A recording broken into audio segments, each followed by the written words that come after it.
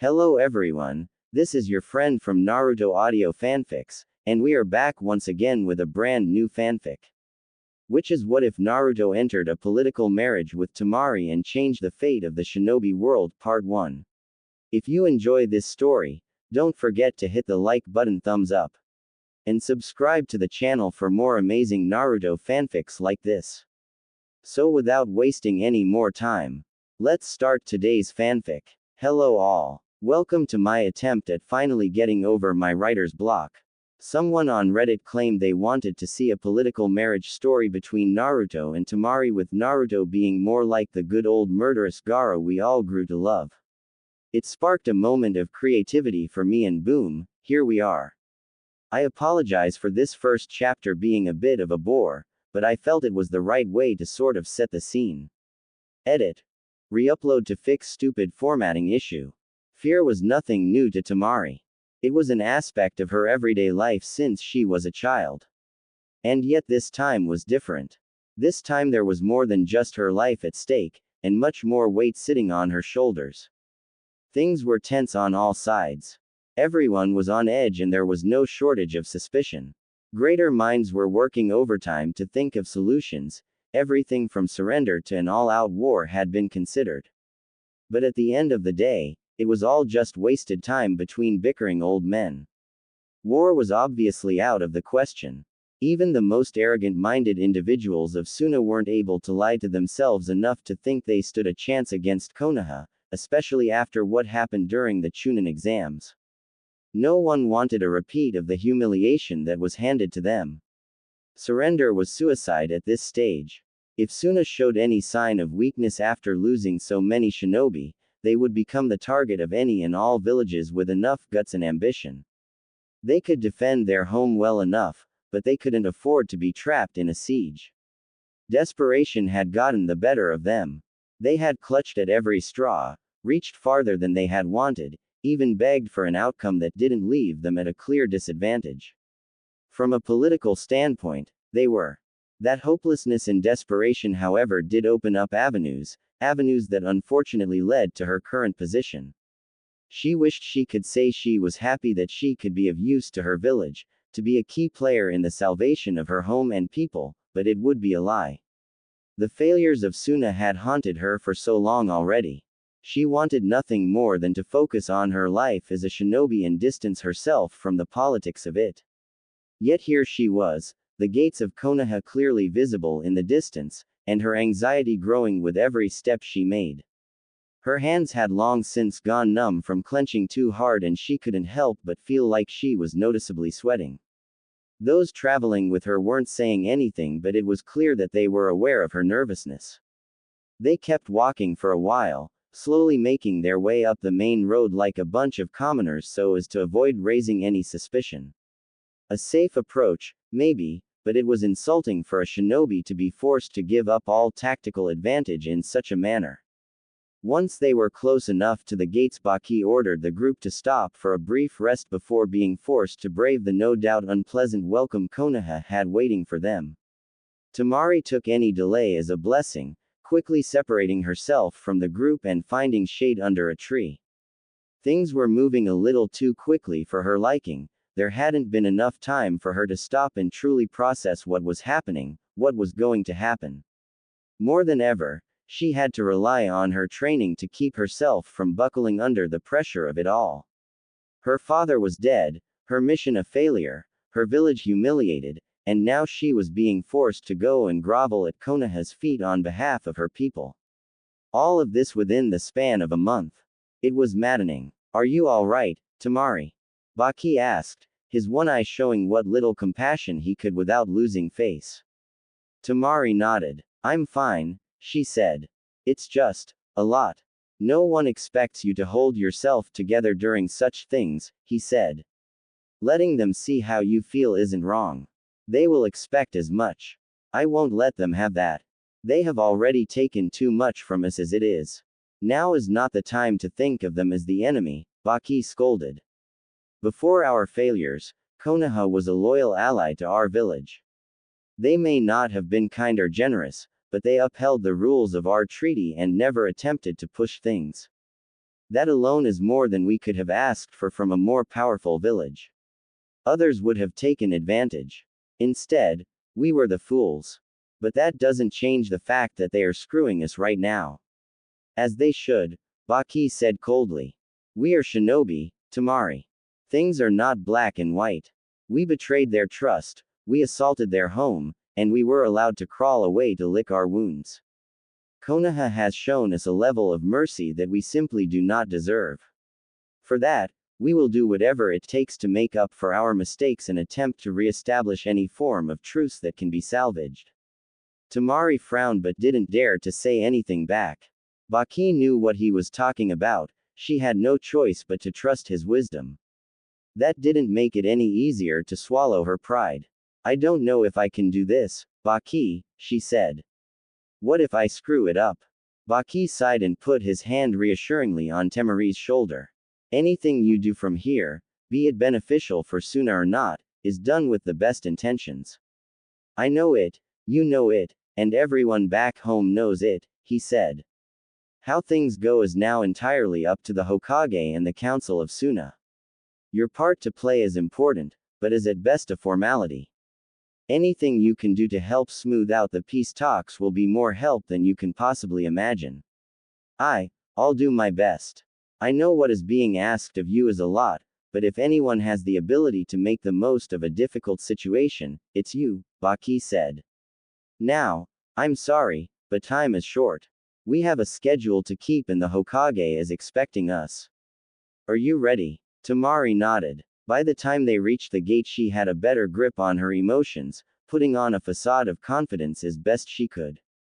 Entering Konoha was simple enough, save for the dirty looks the gatekeepers gave them.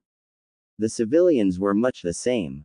No one was quite game enough to say anything out loud, but their eyes screamed a different story.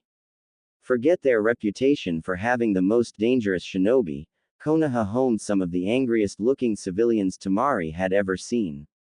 Finally reaching the Hokage residence was a major relief. Temari was sure she heard more than one sigh of relief from the traveling party. A squad of Anbu were quick to circle them at the door and led them through the building until they reached the Hokage's office. Temari was surprised to see not only the Hokage, but also the two elders at either side of him. The elders didn't seem too pleased to see anyone from Suna, but what wasn't missed was how they were eyeing her up like a piece of meat, and if their expressions were anything to go by, they didn't view her as a very good cut. The Hokage's expression wasn't negative, but it wasn't positive either. He looked at least 10 years older than when she had seen him at the Chunin exams, and that was saying a lot considering his age. Welcome to Konoha, the Hokage said. I hope your travel wasn't too much. Thank you, Lord Hokage, Baki said with a bow. Our trip was pleasant enough. I'm sorry to ask, but our ambassadors are tired after the journey and would like some rest. If our talks could hold off until later this evening, we would be most grateful. The elders looked annoyed, but the Hokage gave an understanding nod. Of course, he said. Such matters should not be rushed. Take all the time you need. Perhaps we could focus on other subjects in the meantime, Koharu said, eyeing Temari again. Assuming the girl is up for it. Baki turned to Temari and gave her an assuring look. Temari? He asked. Temari took a moment to steady herself and stepped forward.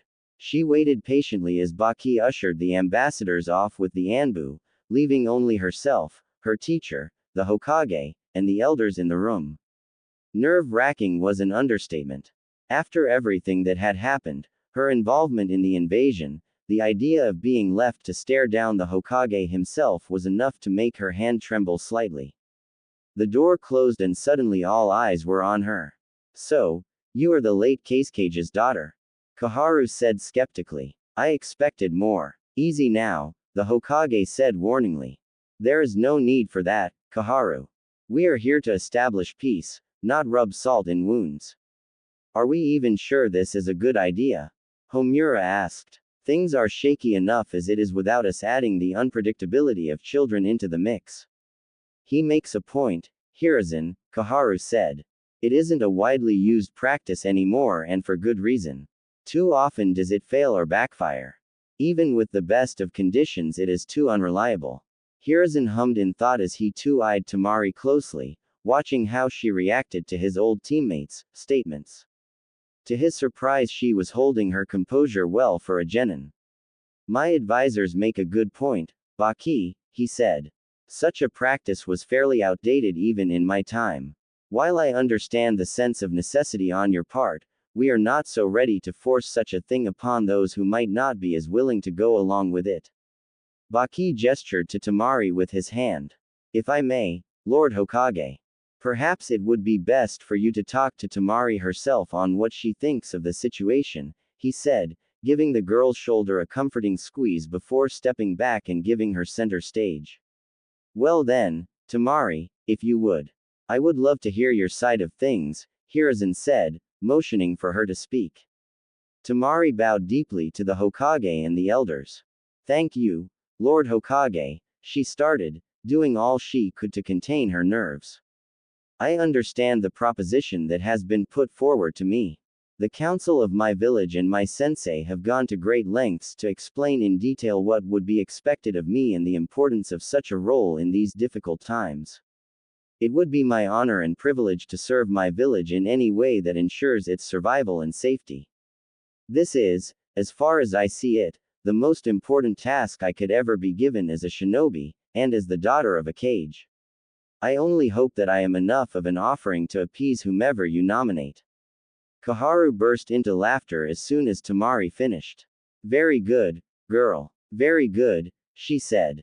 Even I couldn't have brought myself to spew out such drabble. Your dedication is something to be proud of. That does sound awfully scripted, Homura said. Hiruzen chuckled. Forgive them, my dear. But as I am sure you can guess, we have seen a lot in our lifetimes. Sincerity is a difficult thing to pass off, he said. Now, if I could, I want to hear your opinion on the matter. And I do mean your opinion, Temari. There is nothing to gain from reciting whatever your council have convinced you to say to us. Temari felt like she was on death's door. She had some minor experience with the political aspects of the villages, but not enough to weave her way through the literal shitstorm that had just presented itself to her in this very moment. On the one hand, she could continue with following the instructions of the Suna Council and say a bunch of pointless nonsense that she couldn't possibly sell as sincere. It would destroy the credibility of her own advisors, most definitely put a major dent in the peace talks, and leave her with a sense of shame she wasn't sure she could survive. On the other hand, she could tell them what she really thought and ruin any and all chances of a truce, most likely get herself and the other Suna diplomats killed, and start a war that they were specifically trying to avoid. It was a lose-lose situation. Somewhere, deep down in her mind, a part of Temari said, it. If I'm being honest, Lord Hokage. She began. I was not prepared for any of this. Not the invasion, not the defeat, and definitely not this nightmare right now. But that is the life I signed up for. I am a shinobi first and foremost, and I'll be damned if I let my own personal insecurities get in the way of my being anything but an exceptional asset to my village. I love my home and my people. They are relying on me right now and I can't let them down. This decision was made by those much wiser than me with only my village's best interests at heart. I won't let them down. I won't fail my village a second time. So, if you wish to reject the proposal my village has made towards peace, then so be it. But I will stand by the decision and do everything I can to make it work. The room was silent. Baki couldn't help but look down at Temari with pride in his eye. She truly was what any Suna shinobi should strive to be. The elders were both wearing subtle smiles, clearly impressed by the girl's resolve and honesty. It was the Hokage, however, whose expression left something to be desired. He wore a smile, but his eyes were holding back a hesitance of sorts. Temari couldn't tell if it was sadness or fear hidden in the Mon's face, but she wasn't about to let it dissuade her. Are you sure? The Hokage asked softly. We offer this one and only chance to back out. If you choose to continue, then Konoha will officially accept Suna's offer and there will be no going back. I understand, Temari said with certainty. Finally, A kunoichi with spirit and backbone, Kaharu said cheerfully. I can only hope you rub off on some of our youth. We have been sorely lacking in your type of professionalism. I for one strongly approve. I too forward the notion, Homura said. I suppose the matter is settled for the time being, Hiruzen said. Thank you, Lord Hokage, Baki said, bowing deeply. This kindness and respect will not go ignored by our people. If I may, might it be all right if we could meet your village's nominee? The two elders shared an uneasy glance as Hiruzen seemed to develop an entirely different aura. No longer were they in the presence of an old man showing kindness to some poor genin. I'm sorry, but that won't be possible at the present time, he said. I promise I will arrange a meeting for the earliest possible time. If Konoha needs more time to choose a suitable candidate, Baki began. No, Hiruzen interrupted. Sorry, I don't mean to offend. We have come to a decision, but the candidate is currently unavailable and unaware of the situation. Unaware? Temari asked curiously. Nothing to be concerned about, he assured her. We were not ready to make any of this public until we were certain that you were sure of what you were getting into. Our candidate will not be backing down if that is your concern. We trust your choice, Lord Hokage, Baki said. Can I at least have a name? Temari asked, earning a sharp glare from Baki. Sorry, Lord Hokage, I didn't mean to speak out of turn. Hiruzen frowned as he carefully picked up a folder from his desk and held it out towards Temari. Everything you need to know is in here, he said. I would ask, if I might, that you keep an open mind. While everything in this file is true, it does not paint the full picture. Temari was hesitant to go for the folder, but curiosity was everyone's weakness in the end. She made her way to the Hokage's desk and carefully took the file from him. It was heavier than she expected, surprisingly thick in its content. Her internal anxiety was already running miles in her mind, thinking of all the worst-case scenarios that she held in her hand. She couldn't turn back now, but part of her was starting to wish she had taken the option out. She had helped her father from time to time compile information on Shinobi, so she had a reasonable idea of how much info was usually attached to different levels of people. What she held in her hand was no civilian or noble's file. They never had enough interesting information to fill more than a few pages. The two options left were either a chunin, or jonin. Both options could be anyone, of any age, and the idea of being stuck with some old guy mortified her. So, without waiting for anyone to say anything else, she quickly flicked the file open to the opening page. A quick glance was all it took to absorb more than she needed. A name, a title, and a rank. Naruto Uzumaki. Jinchuriki. Genin. Hiruzen wanted to scream at something. He wanted so desperately to unleash a rage that had boiled and grown within him for years. Sadly, he could not, and he held his thoughts close to his chest as he bid his two old teammates a good night. They had been surprisingly pleasant today, so he wasn't quite ready to rip their heads off after what was by all means a good job. Once they finally left and closed the door behind them, he felt the weight of the world come crashing down on him. He had failed to try and deter Temari from going along with the proposal, but sadly there was not much he could do. Any more than a simple offer to refuse would be seen as Konoha spitting in Suna's face at the offer. He knew things were going to be rough for the foreseeable future. The poor girl had handled it better than he could have hoped at least. Opening the file in his office was perhaps a mistake, but displaying no more than a brief moment of panic was admirable.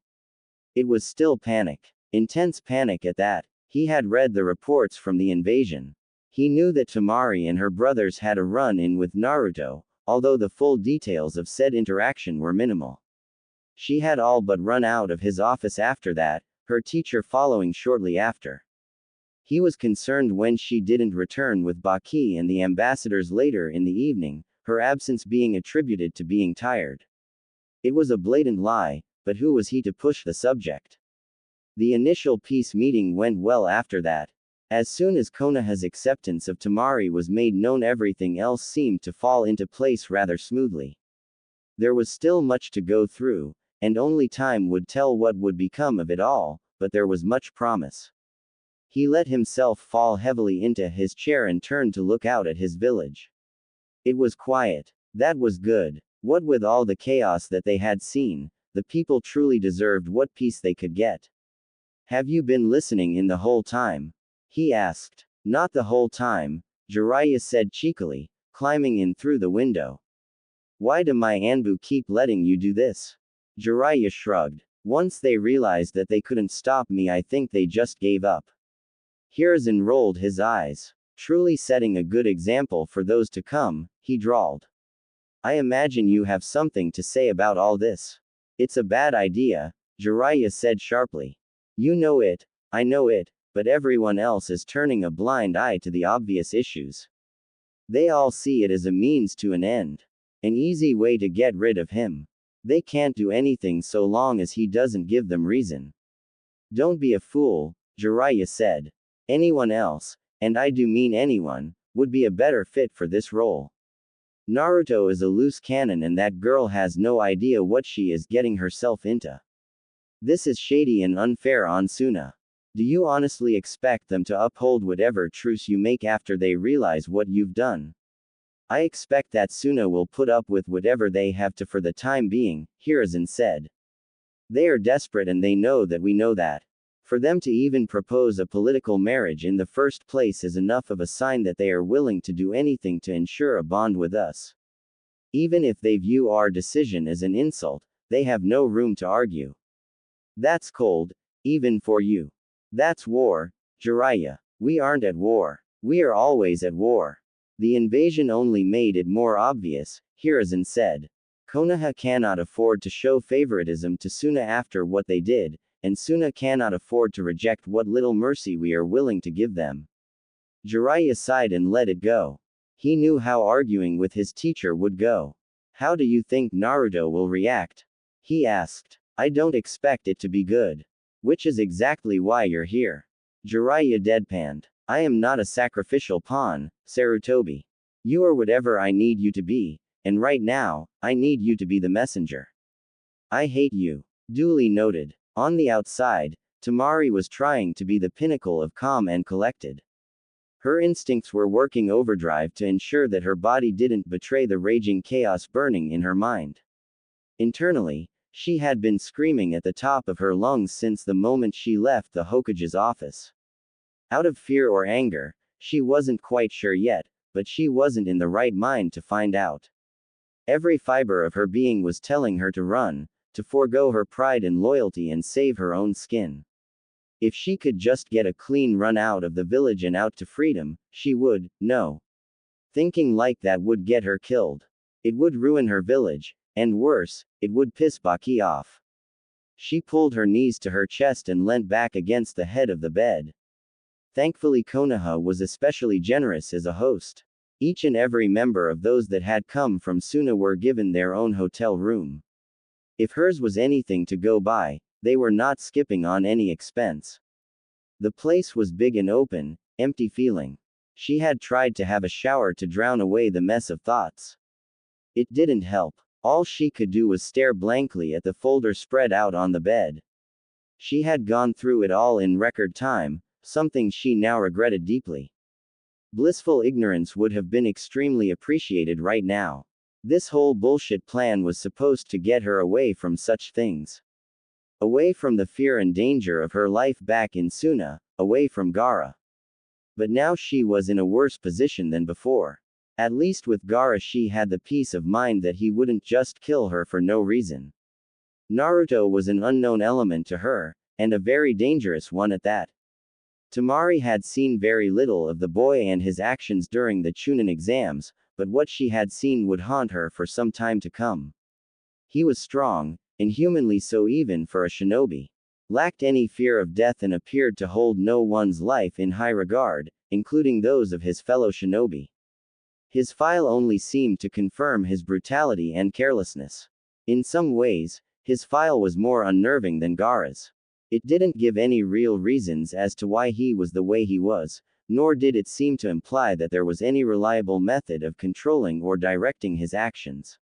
I'm so, Temari thought to herself. There was a gentle knock at her door that pulled her back to reality. She put the papers back into the folder and got up to open the door and was relieved to find Baki on the other side. Are you holding up all right?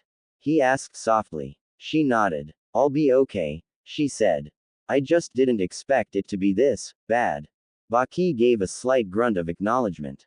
Their decision is a curious one, he said. The thought of using a Jinchuriki for such a thing is unheard of. I don't see what advantage they are hoping to gain from it, but sadly we are in no position to argue. I know, but it doesn't make sense, Temari said. I've been reading everything in the file the Hokage gave me and nothing stands out. He doesn't have a clan, no bloodline limit, or any political connections of value. I thought political marriages were meant to be used strategically to benefit each village as much as possible. I just can't see how they are benefiting from this. It is an outdated practice, Temari. Long gone are the times when a simple marriage could be used to gain significantly valuable assets. Konoha has all the leverage here. They could very well be content with only attaining a symbol of peace between us, and a deterrent, he said. Is that all I am? All I'm worth to them? What you are to them is not important. What and who you are to us is everything, Baki said. You are the eldest child of our late Kage, a loyal shinobi, and you were the only one, of all the candidates, that our village unanimously agreed was not only capable, but also trustworthy enough to be considered for such a thing. You are the hope of Suna. You are a symbol of strength and sacrifice to our people. Suna will not forget what you will accomplish here. I won't allow it. Temari scoffed. That's only if I don't get killed first. Baki took a moment wander over to the bed and pick up the file, looking through it curiously. Naruto Uzumaki, he read aloud. Genin. Jinchuriki of the Kyuubi. Student of Kakashi Hatake. Responsible for death of Zabuza Momochi and Gato of Wave Country. From what I saw during the Chunin exams, he was a rather reserved boy until the fighting started. The brutality he unleashed on that girl from Odo was unsettling. Our reports say that he was the one that fought Gaara during the invasion, is that right? He's the one that beat Gaara, Temari said. Do you know how he accomplished such a feat? Temari shuddered. I wasn't able to keep up with the whole fight, she admitted. I know he was able to summon shadow clones, more than anyone should be able to. Gaara might as well have been fighting an army. And his chakra, it was leaking out of him, like a red ooze in the form of a fox. It melted through the sand. By the time we caught up to Gaara it was over. He was covered in burns and beaten to a pulp. In Naruto? Baki asked. Drenched in blood, but barely a mark on him. He just stood there and watched us take Gaara away. Didn't say a word. Jinchuriki are more dangerous than people think these days. But I don't need to remind you of that. He is still only a genin, but he will only get more dangerous from here on, Baki said. You have more experience than anyone in how to deal with being around such a person. We gave Gaara a reason not to touch you in Konkuro, but we can't strong-arm this boy like that. The most important task for you right now is giving him a reason to keep you around. How am I supposed to do that? Sadly, that will have to be up to you, Temari, he said. But I have complete faith in you. Now, get some sleep. Tomorrow will be more of a headache than today and you'll need all the energy you can spare. Temari wasn't sure if she could groan loud enough or roll her eyes back far enough at the thought of what was to come. Politics. Temari had not slept well. Between compulsively rereading every word in Naruto's file and overthinking every possible scenario of the near future, there just wasn't enough time to sleep. Baki would have something smart to say about her poor self-control, but luckily, he was tied up for the day. As it turned out, her part to play in the peace talks was easily dismissed after she agreed to the marriage. The Hokage and his advisors had claimed there was no point in wasting her time when she should be using it to better get to know her new home. Glancing down at the piece of paper in her hand, she grimaced. A list of noteworthy spots to see around Konoha and places for her to get familiar with. It almost hurt to read. She already knew many of the important parts of the village, They were the first points of reconnaissance before the invasion, not to mention comically unguarded. Some of the list made sense, like the training grounds, mission office, Shinobi library, among several other locations that she didn't have the motivation to seek out and explore. No, her interest was in one place and one place only. Apartment 23. It was the only place that wasn't on her list that definitely should have been. Actually, it didn't make much sense to her as to why it wasn't on the list at all. Naruto's apartment should have been a priority. If she was truly going to go ahead with this marriage and be stuck living here, then it made sense she would end up living with her future husband. Oh, how the word made her spine twist at just the thought. She was supposed to be a kunoichi. Marriage had never crossed her mind, and for good reason. Even back when boys had become somewhat interesting to her, it had never been in such a way. Her whole retirement plan was to just die gloriously somewhere on the battlefield, not marry, grow old, or God forbid, spawn children. Sadly, her dreams of service and glory were quite dead at this stage. Whatever laid before her now was unplanned chaos at best. As such, Temari thought it smart to try and be as prepared for the worst as she could be. For the moment, being prepared meant breaking into Naruto's apartment and seeing what she was dealing with. Finding the place was easy enough. He didn't live anywhere particularly special or hidden. It was a modest place, perhaps a little run down, but not as bad as she had expected. What she didn't expect was the word, Kyubi, to be carved so boldly on the door. Temari took her time scoping the place out. Naruto was a shinobi, so traps and defenses were always a possibility. It came as some surprise, however, when it became clear that he had gone to no such lengths to protect his home, what with the window to the apartment being left open and not a single trap to be seen. Upon climbing inside, she soon realized why. He owned practically nothing. Sure, she had heard of people living on the bare necessities, but this was taking it a step too far. He had no real furniture save for a single bed and a fridge she wasn't even sure was working properly if the smell was anything to go by. It was small too. Maybe even too small. Her bedroom alone was larger back in Suna. I have to live here, she thought to herself, an expression of serious regret threatening to cement itself on her face. Already planning the decorations? A voice asked behind her. Temari whipped around only to come face to face with an all-too-familiar mask and single-eyed smile. Or perhaps you were trying to catch my dear student alone for a more conjugal visit? Kakashi asked slyly. Wasn't, Temari stumbled nervously on her words as she tried to think of a decent excuse. There wasn't one. I just wanted to see where I'd be living, she admitted with a defeated sigh. Then I'm afraid you are very misinformed, Kakashi said, casually pulling out a small orange-covered book. This was Naruto's apartment. Once he gets back, however, he will be relocated as part of the process. Relocated? Temari questioned. Process? Yes, relocated, Kakashi repeated. Let's just say that despite how the village views my student, they are not so dense as to think they can treat you as they do him. I'm not following, she said. And why the hell are you here anyway? Have you been following me? If Suna found out that we put their cage's daughter in such a questionable dwelling, well, one could only imagine the insult they would feel, Kakashi explained. No, as much as they will hate it, Konoha will make this whole thing as comfortable and rewarding for you as possible. And I wouldn't call it following. More curious snooping. Still creepy if you ask me. Good thing I didn't ask. Temari rolled her eyes. What do you want? Just keeping an eye on things, he said. You'd be surprised how often someone tries to break in here in hopes of finding something to use against Naruto. So, you two are close? Temari asked hopefully. From what she could see, there was nothing in the apartment she could use to learn much of anything about Naruto, but if she could talk to someone who knew him better, like his sensei, then that could definitely help her plan her approach. Regrettably no, Kakashi admitted. I keep an eye on the place, and I am his sensei, but Naruto doesn't trust me much.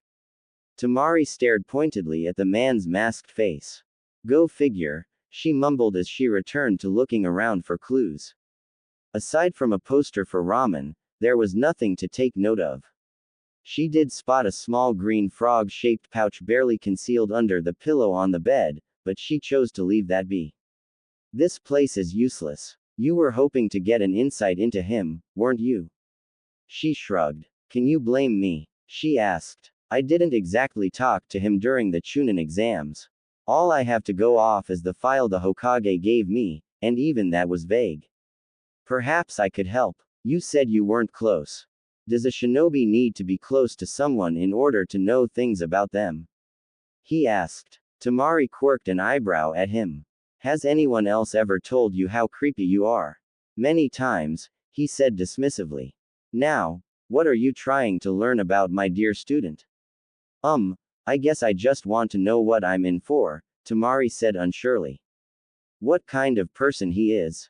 Maybe an idea as to what my life is going to be like with him. Kakashi seemed to study her face for a moment before nodding in understanding. You're worried, after what you saw during the Chunin exams. Temari crossed her arms in annoyance. Can you blame me? No, Kakashi answered. You are not alone in your fears. There are many who now fear Naruto. Not just for what he is, but what he is capable of. I don't care what he is. Temari said harshly. I have lived with a Jinchuriki for most of my life. I know what to expect of that. What I don't know is what him being a Jinchuriki has turned him into. What this village has turned him into. Oh, she sneered at him. Don't play stupid, she said. My brother didn't just become a murderous psycho on his own. I know what happens to Jinchuriki. What villages try to make them into. So, what is he? Kakashi actually put his book away at that. He had not expected such a question, least not from someone so young, or from another village. He let out a deep sigh as he sat down on the window. We didn't attempt to make a weapon of him, if that's what you're implying, he began. Naruto is, for a lack of better words, troubled. Temari rolled her eyes. You're not going to be very helpful to me, are you? She asked rhetorically, already making her way to the door. At least do me the favor of not letting him know I was snooping around his place. Don't let your guard down, Kakashi said just before Temari could close the door behind her. He's not a monster. But you must be prepared. There is more to him than you will learn from just observing or asking others. You should try and learn from him personally. And if I can offer advice on how to approach that, I would say, slowly. Temari turned to say something only to realize that Kakashi had already left. She figured his cryptic form of insight was the best she was going to get for a while, and so she closed the door behind her and made off for the market section of the village. There was nothing worth stressing over on an empty stomach, and she still had several places to scope out before the day was over. It took a little while, along with some advice from the locals, but eventually she settled her search for food on a rather modest barbecue place called the Yakiniku Q. It seemed like a rather nice place, and the few people she had asked spoke high praises of it. She did her best to ignore the obvious sneers the staff directed at her as she was led to a small booth by herself and left with a small menu. It was not as busy as she would have expected given the time of day, although perhaps it served best as an evening meal type. Either way, Temari appreciated the quiet atmosphere and significant lack of eyes leering at her. Much to Temari's annoyance, and as if to spite her very thoughts, the peace and quiet was disastrously cut short. A small group of loud individuals had entered, yelling and bickering as they were happily greeted by the staff. Temari almost took the moment to rethink her choice of restaurant, right up until she set eyes on the group, and the group her. The silence that swept over the building was comical. She could practically feel the oncoming headache that this unfortunate meeting was about to cause her, and actually found herself wishing she had just stayed at her hotel room, or even locked herself up in Naruto's apartment. What the hell is she doing here? The girl of the group all but yelled, her finger pointed rudely at Temari. Yep, there was that headache. Why couldn't she have run into anyone else? Was her entire time in Konoha going to be plagued by bad luck? Don't be rude, Ino, the girl's sensei, Asuma, said. He swatted Ino's hand down gently before turning a kind smile towards Temari. Forgive my student. She lacks subtlety. Temari, right, I hope you are doing well. Sensei, why are you talking to the enemy? What a drag, Shikamaru groaned. Why do you always have to cause trouble wherever we go? Wanna say that again? The girl growled, waving her fist in the boy's face. He's got a point, Ino, Choji said, casually stuffing his face with a bag of chips.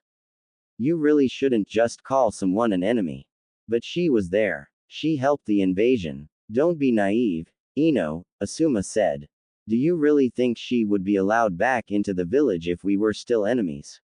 Ino caught herself before she yelled anything further, glancing stupidly between her sensei and Temari. But what is she doing here? She asked. Why don't you ask me yourself? Temari snapped. Asuma laughed at the gape-mouth expression on Ino's face. Perhaps we could talk over a meal, he said, looking hopefully at the Sunanin. If that would be all right with you. I don't want to impose, but I am curious myself of your visit. Temari blinked at the man owlishly. The Hokage hasn't told you. Not yet, but we not long got back from a mission that had us away from the village for a little while, Asuma explained. I'm sure I'll be filled in on the situation soon enough. Well, I guess eating alone would be boring, Temari said. And it wouldn't hurt to be friendly this time around. Awesome. I'm starving, Choji said cheerfully as he sat into the booth, Shikamaru following close behind. Asuma sat with them, but Ino was more apprehensive. She stood there awkwardly for well over a minute before finally succumbing to peer pressure and sitting in the booth with her team, making sure to pick the spot straight across from Temari. Well, Ino asked. Well, what are you doing here? Temari hummed thoughtfully and gestured to the restaurant. I was hungry. I'm getting food. I mean, what are you doing in Konoha? Ino asked. She's here with a diplomatic group from Suna, Shikamaru interrupted. A protection detail. Or at least, that's my guess. Still a know-it-all, Temari muttered, earning a smirk from the boy. So Konoha and Suna are going to be allies again? Choji asked. That would be cool. As long as everything goes according to plan, Temari said. My father mentioned talk with the Council of Suna, Asuma said. But from what I remember, Suna did have some peculiar requests. He stopped talking quickly as Temari gave the Jonin a pointed stare that told him to not go any further. Requests? Ino asked incredulously. How do you people have the nerve? You invaded us. You tried to kill the Hokage. You have no right to ask for anything. Temari held her tongue and grit her teeth. She was confident she could pummel the girl easily enough, but sometimes it helped to have politics as a backing. Well, if that's what you have to say about it, then I suppose you don't mind if I take your words as that of the village at whole? She asked, a victorious grin forming on her face as the expressions of the team in front of her began to drop into understanding. I'm sure your superiors would love to know that you took it upon yourself to weigh in on such a fragile political matter that they have so carefully managed up until now. Ino crossed her arms and turned her chin up. Nice try, but you're just a glorified bodyguard here, she said, ignoring the very intense stares from her team screaming at her to shut up while she could. Even if you weren't, you wouldn't jeopardize a peace treaty. Temari wanted to punch the girl in the face, her near-splintering grip on the table being testament to that. It wasn't until she caught the shocked expression of Asuma that she found herself able to ignore Ino. Asuma swallowed hard and leant forward with a look of concern so sincere that it immediately caught the attention of his students. It's you, isn't it? He asked, receiving the slightest of nods as an answer. And the Hokage agreed. Another nod. And ours is. He caught himself before saying anything and took a deep breath to calm down. As if to purposefully stoke the flames of curiosity in his team, Asuma stood up suddenly and exited the booth. I have to go talk to the Hokage, he said ominously, lowering a stern look at Ino. First lesson in village relations, Ino. Apologize. While you can. Without another word he left, leaving a dumbfounded trio of genin and one rather annoyed Temari. I thought it was bad enough when Baki did that sort of thing, she said. You Konoha lot sure have a knack for being dramatic. Hey, Shikamaru, what's going on? Choji asked. Shikamaru didn't take his eyes off Temari the whole time, studying her intently. Nothing good, he said. You can say that again, Temari said. And you don't even know the worst of it. You could tell us, he said. I could, she said. But then I would lose what little fun I get out of this whole mess. You aren't here on protection detail then, Shikamaru said, thinking aloud. But you aren't currently in any meeting with the Hokage or his council. You have a part to play in the peace negotiation without being required in the talking itself. Which leaves you as a bargaining chip. Question is, what kind? Try sacrificial lamb, she clarified.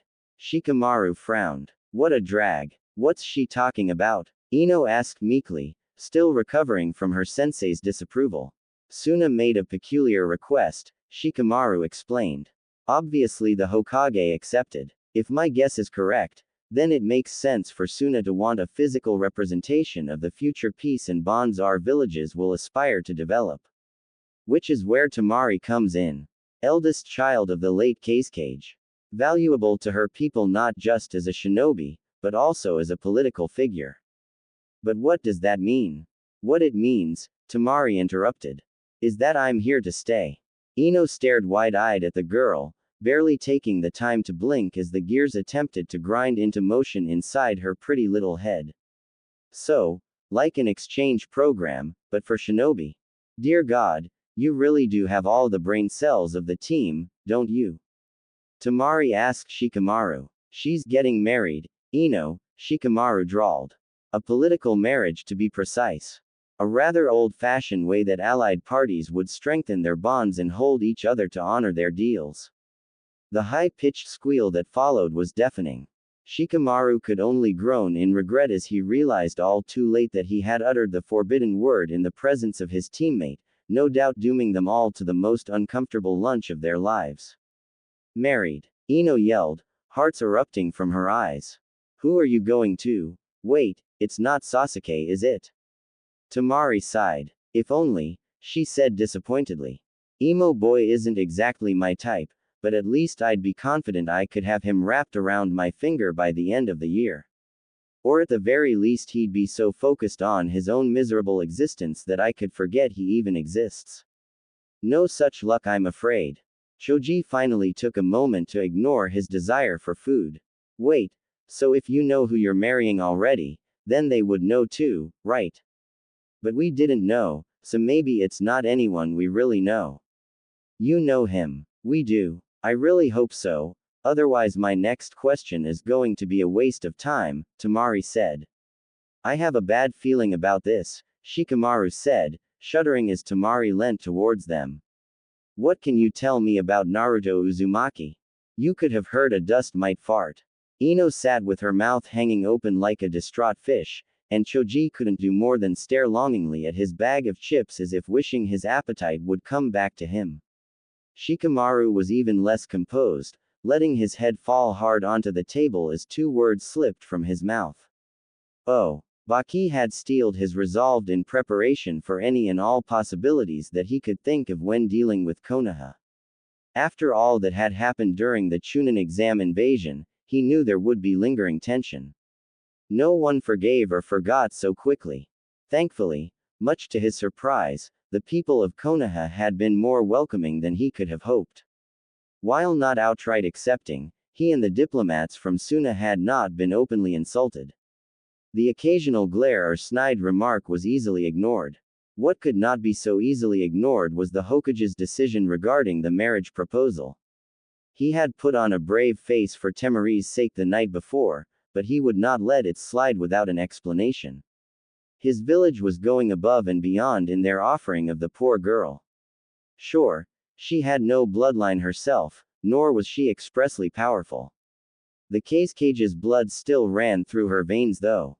Temari was more than just a potentially good shinobi, she was easily one of the most promising Suna had. If she were to have children, the chances of one of Suna's greatest bloodline limit being passed on was not something to scoff at. To be honest, she was the only chance with the way her brothers turned out. For such an offering to go unnoticed, or rather, unappreciated, was inexcusable.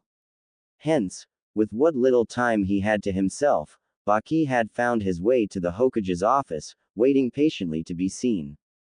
He waited longer than expected, being ushered into the office some minutes after arriving and finding the Hokage being helped into his robe by a young woman. "Oh, pardon the intrusion, Lord Hokage. Perhaps I should come back another time," Baki said with a deep bow. "Not to worry," the Hokage said, thanking the woman and gesturing for her to leave. "That is one of our medical nin. After everything that happened recently, they have been keeping a closer eye on me." Baki took a seat. "The battle with your former student," he surmised. "I imagine it took its toll." Hiruzen chuckled. "Age has taken its toll. That battle only proved what damage was already done. But you prevailed." "Barely," Hiruzen said. "For what it's worth, Suna and Oto truly did have a chance that day. Had things gone differently, I'm sure I would not be here now to have this conversation." Baki swallowed nervously as he started to rethink his intentions for being here. Perhaps questioning the motives of the very person he had tried to help assassinate was not wise. "It's for Temari," he thought before clearing his throat. "Forgive me, Lord Hokage. I must admit my reasons for coming to see you are less than ideal," he said. "You are here regarding Temari's position," Hiruzen said knowingly. "You clearly care for the girl. It goes without question that you would be concerned about my choice in the matter at hand. I don't mean to offend. And I take no offense, Baki," he said. "But you have questions, and I will answer what I can." Baki thought for a moment before speaking. "I saw what the boy is capable of during the exams. The reports I have heard and read about his part to play in the invasion, his ability to defeat our own Jinchuriki, only add to my concerns," he said. "I guess, in a sense, I would like to know if Temari will be safe with your decision." Hiruzen took a deep breath. "Your suspicions and worries are well founded," he admitted. "There is no point in trying to hide it. Naruto is, much like your own Jinchuriki, an unpredictable asset. I would like to play along with the foolish notion the rest of the village maintain by saying we have him under control, but the truth is we don't. He abides by my rules to an acceptable extent. Even listens to me more often than not. But make no mistake when I say that he is loyal to himself and himself alone." "Yet he protected the village?" Baki asked incredulously. "He fought impossible odds against an unleashed Jinchuriki to protect others. It is exactly that kind of thinking that has stayed the fears of so many in this village," the Hokage said sadly. "The outcome can always be twisted so easily to make it seem appeasing to the masses. The reality is much less so." "What do you mean?" "Naruto has never once fought for the sake of Konoha. He has never attempted to protect his fellow shinobi, and he certainly did not care for the lives of others when he confronted young Gaara," he said. "There is only ever one reason, that I've found so far, for Naruto to fight anything. To prove that he can." Baki frowned deeply and looked at the old man with disapproval. "So, Konoha made the same mistake as Suna," he said. "Trying to make a weapon of a child. I guess ultimately, we all must suffer for our hubris and cruelty." "We did not do as your cage did," Hiruzen said sharply. "Konoha has no need for such a weapon, nor would we risk the backlash of it failing as your attempts did. No, we failed in much more shameful ways." Hiruzen sighed deeply and reached into one of the drawers of his desk, pulling out an item wrapped in cloth and placing it gently before Baki. "I would have never given Suna's marriage proposal a second glance had Temari not been the candidate you offered.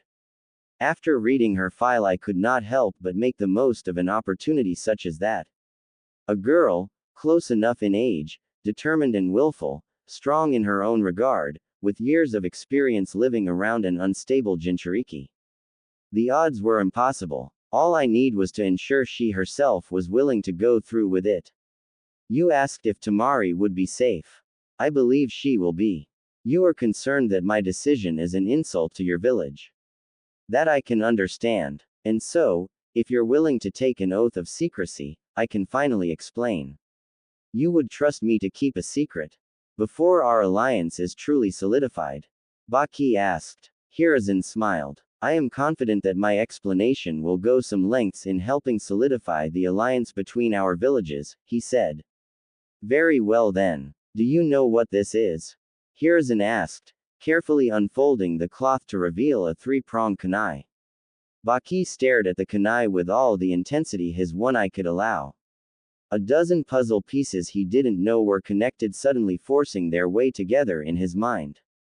It was a truly painful experience. He should have seen this coming, should have noticed the signs. It was all far too convenient, so stupidly bold that even those who would suspect never held such suspicions for long. The idea was just so ridiculous. Naruto is the fourth Hokage's son, Hiruzen finished. His only child. Born the night of the Kyuubi attack. The night the fourth and his wife died. They used their final moments to seal the Kyuubi into Naruto, and entrusted his safety and well-being to me. How is this possible? Baki asked. How does the world not already know of this? Such a secret should be impossible, especially considering the resemblance. I feared as much myself when I first decided to keep his identity a secret, Hiruzen said. However, as I'm sure you are now aware by your own disbelief, having such a bold resemblance is a trait easily overlooked when nothing else matches up. By some miracle, my failure was my success. Although ultimately neglecting the boy in favor of the village at large, I accidentally created the perfect circumstances for him to slip mostly unnoticed by any who would seek his death or capture. Once I realized my fault in the matter, it was already far too late, so I made the most of a bad situation. Does the boy even know his lineage? Hiruzen shook his head. I couldn't say, he said. Why are you telling me this at all? Baki asked. If only I am to know, then the importance of who he is will be meaningless to my village at large. They will continue to think you insulted us by wedding Temari to a random boy who happens to be a Jinchuriki. What is it you are hoping to gain here? I have failed Naruto at almost every turn of his life. This marriage is finally a chance I have to do some good for the boy, with Temari's help that is, he said. Temari is a strong girl, but she is still young. She will need guidance through things yet to come, and will require someone she trusts to confide in. She trusts you undoubtedly. As such, it is important that you and I come to an understanding so that we might help guide both of them to the best outcome possible. You're using us to make up for your own failures, Baki muttered in annoyance. Yes, Hiruzen admitted, but you are not in a position to be upset about that, so do forgive me for kicking you while you are down. Before Baki could say anything further, the office door was slammed open, Asuma charging in with an expression of rage focused on the Hokage. What the hell is wrong with you? He yelled. Have you finally gone senile? Or are you just trying to get more blood on your hands before you finally die? Hiruzen stared his son down. You figured it out, I see. Figured it out. I just spoke to a girl who has no idea whatsoever as to what is in store for her. Asuma said. You better have a very good reason for this, or so help me I will. He stopped suddenly, his eyes suddenly fixated on the kunai on the desk. You didn't. He did, Baki said. And as it stands, I do have one question begging to be answered. Where is Naruto? Baki asked. If I am to agree to go along with any of this, I will need to meet him for myself. Hiruzen gave a cautious look to his son. Someone has been sent to collect him, but it may take some time, he said. He is training. Asuma continued to glare at the old man as he carefully placed the kunai back into his desk. While we wait, allow me to explain. Naruto collapsed to his knees. His arms buckled under his weight as he fell forward and his face crashed into the dirt. The sickly red chakra that had enveloped him slowly receded back into his body, leaving no more than its essence in the air. He couldn't move. The pain that had been coursing through his body had now completely faded to a numbness of existence. Between each labored breath he took in the pleasant moments of silence that filled the forest around him, it almost made him smile victoriously. Everything had left in fear, and nothing had come searching for a fight. He was stronger than the forest, and now it knew that. His eyes began to lose the fight to stay open, and he soon found himself falling into the blissful darkness of his mindscape. It was, to put it plainly, a depressingly bland place, even by his standards. A vast open space, barely a light save for the giant gate separating the seemingly endless space into two halves. He remembered the first time he had found himself in this place. He was young, scared, alone. This place had been nothing but a cold and confusing prison for him to escape to when things got too hard in the real world. But not anymore. He took a deep breath as he felt his body warming up. A faint orange glow seeped towards him from between the cage bars, with a darker mist flowing from the series of cracks that had formed in the seal over the years. You're getting stronger, boy. Naruto grit his teeth in annoyance. Not strong enough, he said. I can't form 3 tails. My body barely works with 2 tails. I need more. The Kyuubi emerged from the shadows and stared down at Naruto, a toothy grin on its maw. Patience, boy, the fox said. We have waited this long. Your body is still young and malleable. Allow it to grow. But it will take too long. Time is on our side, it said. It matters not how long it takes us, only that we succeed. Naruto frowned. The forest of death has nothing left to offer us, he said.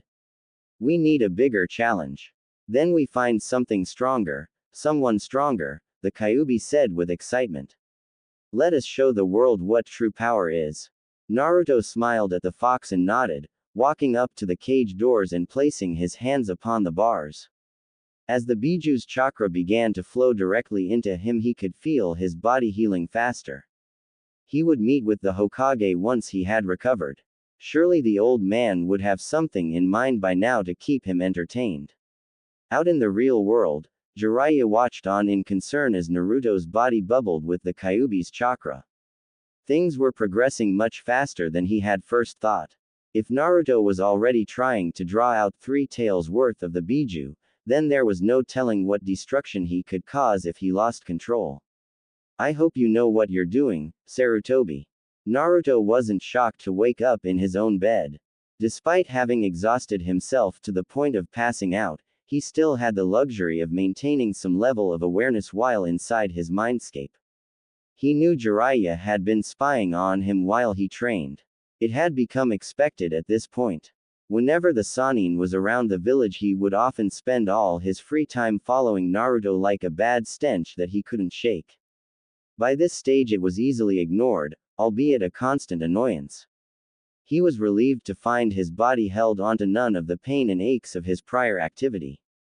The Kyuubi's chakra was gradually getting more in tune with his body.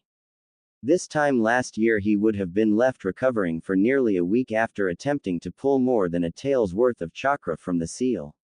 It seemed the fox was right after all. The more he used, the stronger he was getting. Soon he would be able to use 3 taels, enough to ensure that the Anbu couldn't stop him anymore. If only things were that simple. Get up, kid, Jiraiya said. I know you aren't asleep. What are you doing in my apartment? Naruto said coldly, his eyes opening into a glare at the man. I wasn't about to leave you laying in the forest of death. I would have been fine, he groaned, getting up from his bed before pausing suddenly and sniffing the air. Someone was here. Jiraiya chuckled. That sense of smell you have never ceases to creep me out, he said. But you and I both know that no one comes here anymore, Naruto. Not since Kakashi started keeping an eye on things. Naruto inhaled deeply. Kakashi was here too, he said. With a girl, that last part was said with less frustration and more curiosity, catching even Jiraiya off guard. You sure about that? The Sannin asked. I need to talk to the Hokage. Actually, Jiraiya interjected quickly. That's why I'm here. The Hokage wanted me to pass along a message. He should have sent Kakashi, Naruto muttered. This is important, Naruto, Jiraiya said sternly. Something has come up, and whether you like it or not, you have been selected to be Konoha's representative in the matter. Now, I understand your opinion on the village and its politics, but we need you to hear this out and do the right thing. Naruto snarled at the Sannin. You don't get to talk about doing the right thing, he growled out. Enough, Naruto. I don't care what you think of me. The Hokage is the one asking this of you. Either you listen and accept, or he will suspend your shinobi privileges. Naruto bit his tongue at that statement. He wasn't an idiot. There was no way he could butt heads with the Hokage, or Jiraiya. Refusal to cooperate would only end to him being locked away with enough chakra-restricting seals to ensure not even the Kyuubi could help him get out. He didn't have to like it, but for the time being it was easy to go along with the village's wishes whenever necessary. They were willing to turn a blind eye to a lot of things, but directly disobeying the Hokage was a stretch even for him. I'm listening. Suna has sent diplomats to negotiate a treaty with us, Jiraiya said.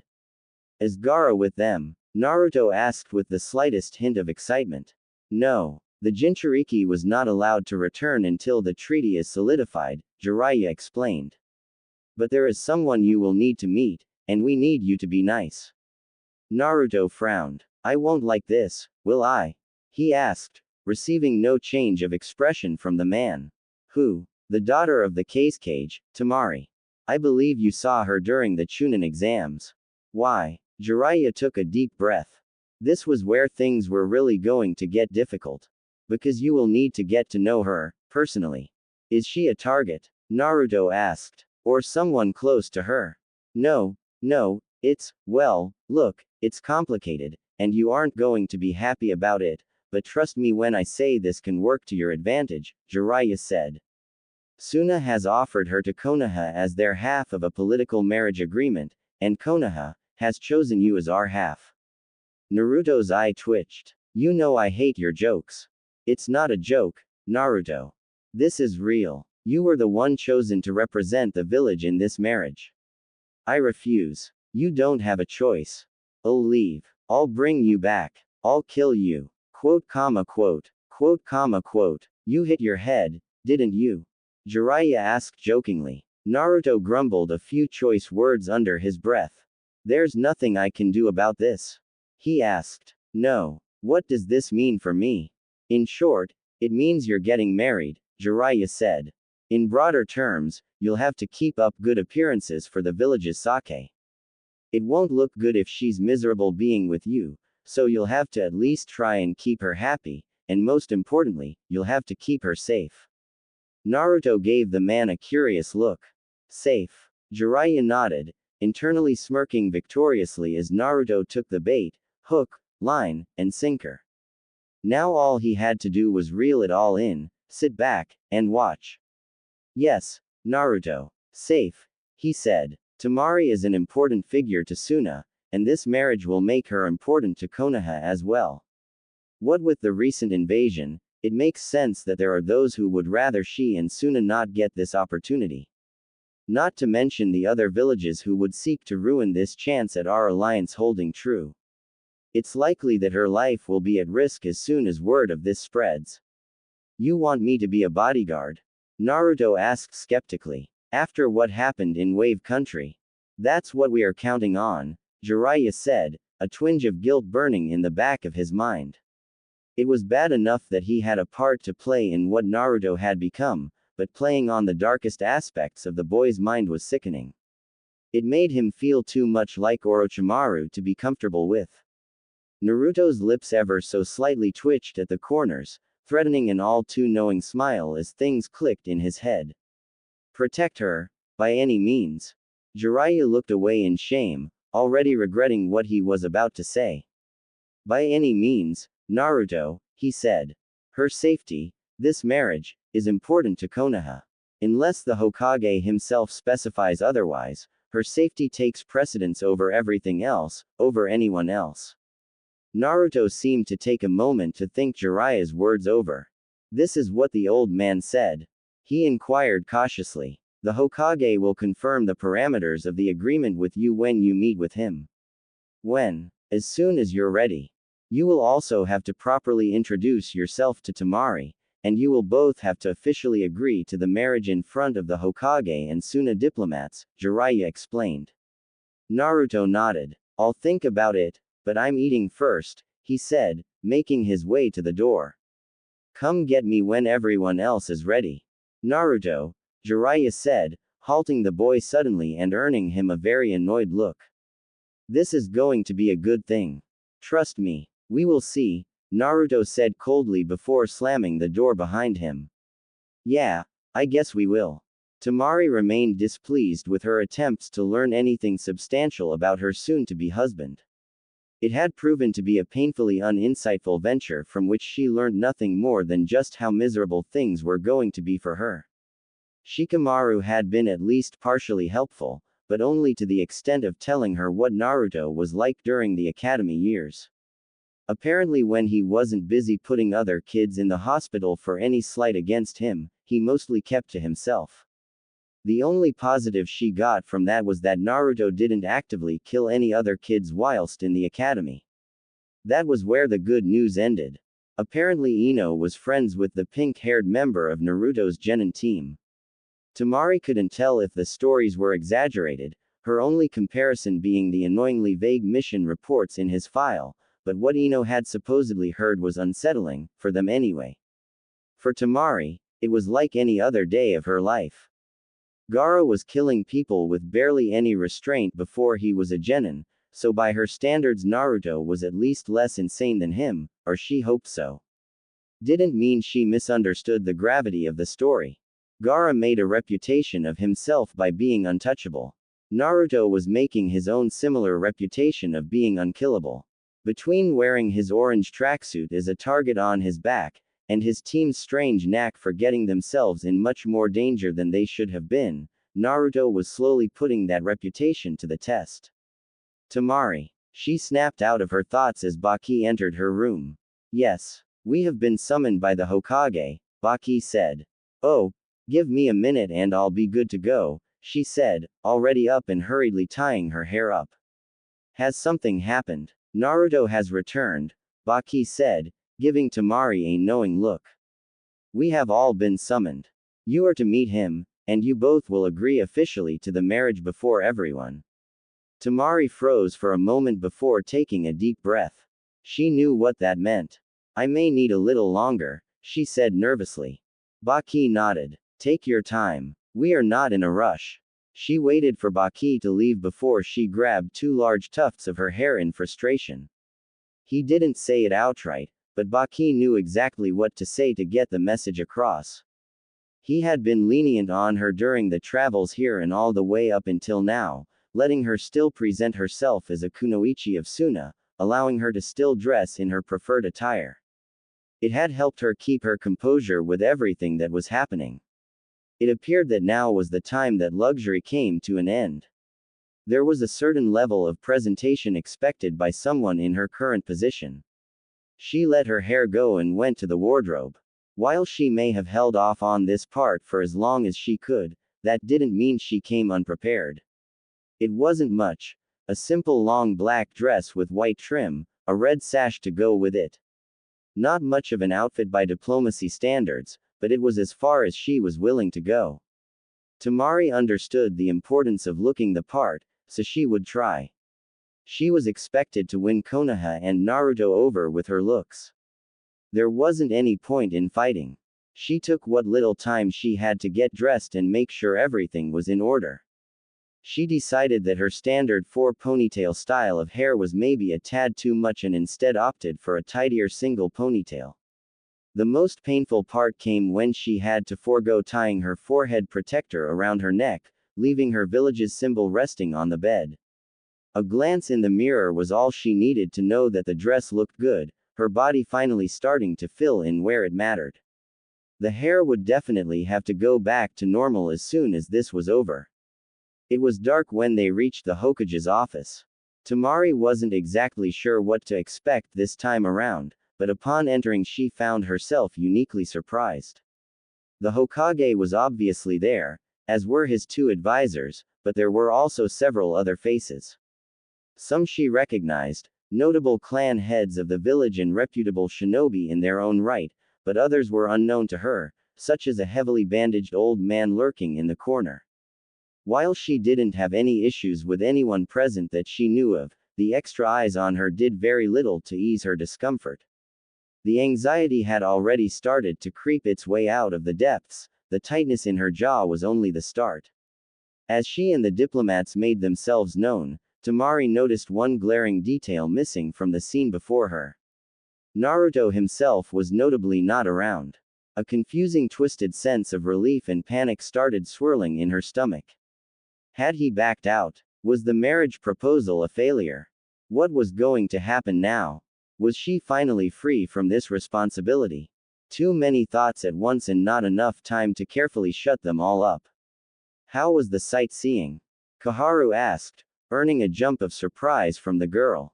Relax. As much as I would love to live in a fairy tale, I know better than anyone that my days of sneaking up on people are long gone. You're lost in your thoughts, dear. What's troubling you? Forgive me, I don't mean to be rude, Temari said softly, bowing slightly to the older woman. Koharu chuckled. Don't fret, she said. This is a big deal for you. Your future hangs in the balance. No one here would blame you for being a little distracted. Why are there so many people here? Temari asked. Politics is a crowd sport, dear, the old woman said with a smirk. No one likes the responsibility, but the feeling of being important to the village is addictive to most. The clan heads have no say in the matter, but if letting them sit in on such events and allowing them to have an opinion makes them feel special, then all the better. I imagine Suna handles such affairs differently. My father never coddled anyone's pride, Temari said. If they didn't need to be around, then they weren't. No one liked it, but no one challenged it either. Efficient. I can respect that. Short-sighted perhaps. Konoha prides itself on the strength of our clans, but it is foolish to assume such tactics would work for all villages. It's kind of nice, Temari said. It can be, sometimes. I don't mean to ask out of turn, but isn't someone missing? Koharu nodded knowingly. You are right to be curious, she said. Many here are just as interested to see the outcome.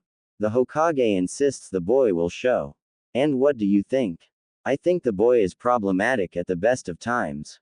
If he knew not showing up would make everyone stress, then he would have to be dragged kicking and screaming. Temari gave the woman a strange look. You don't talk about him like you hate him, she said. Everyone else is afraid of him, or talk about him like he's the plague.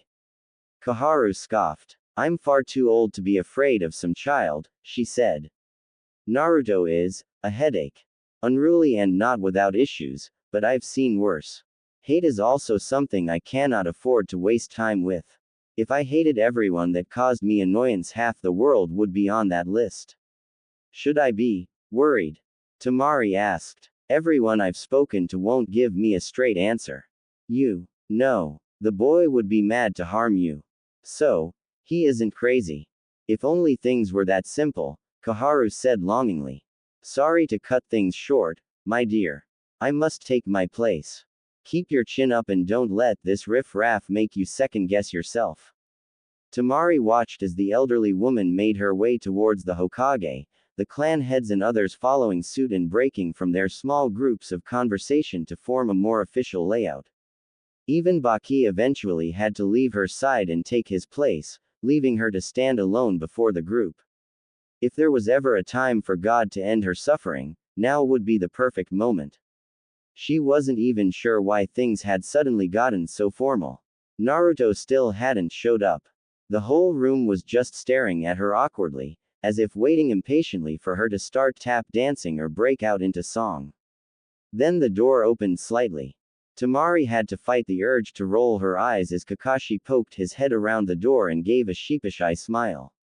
It was clearly not only her who was annoyed at the man's antics, with at least a couple of those present not trying to hide their displeasure.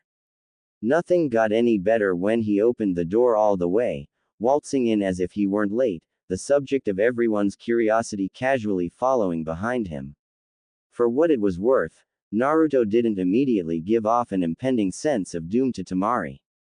He looked bored and uninterested at best, barely even looking at her for more than a moment as he scanned the room. She wasn't sure if that was a good thing or if he was intentionally trying to insult her existence. Finally seeing him in person for the first time in a month was interesting though.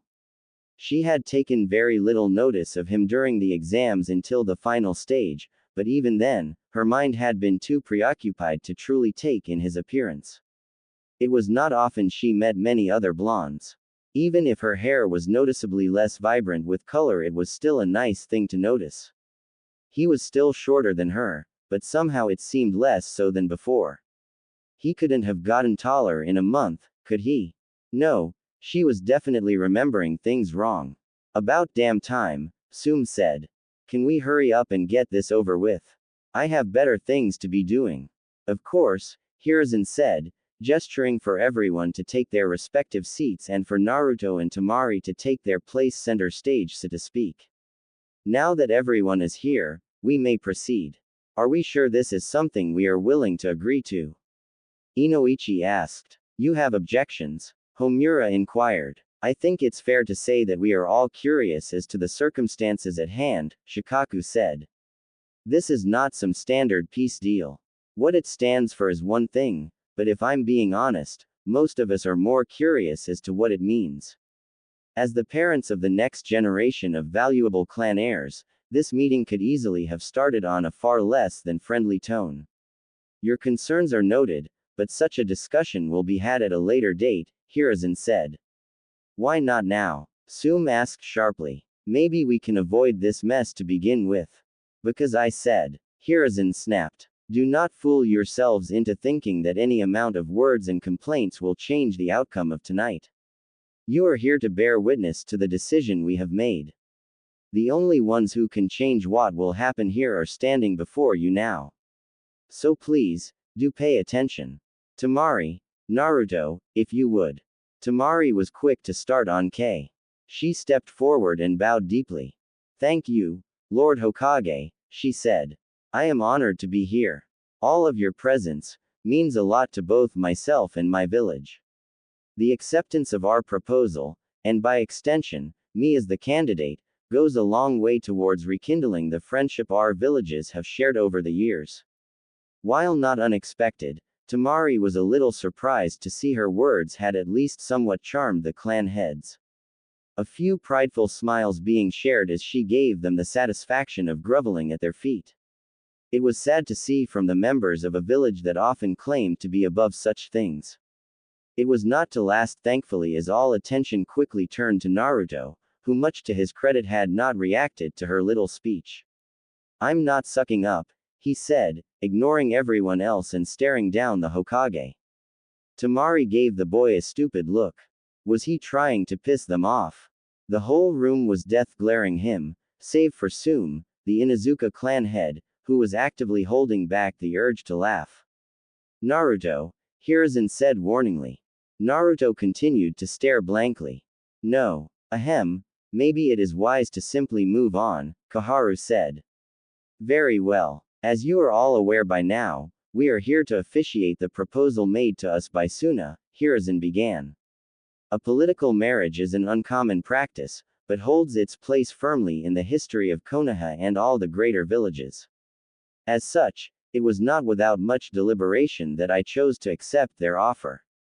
To say that Temari is the perfect candidate would be an understatement. Suna could not have offered better, or more meaningful. The meaning behind such an offering has not been lost on me, and I trust it has not been lost on any of you, he said, earning several nods of agreement and understanding. Your collective concerns, I might add, are justified, he continued.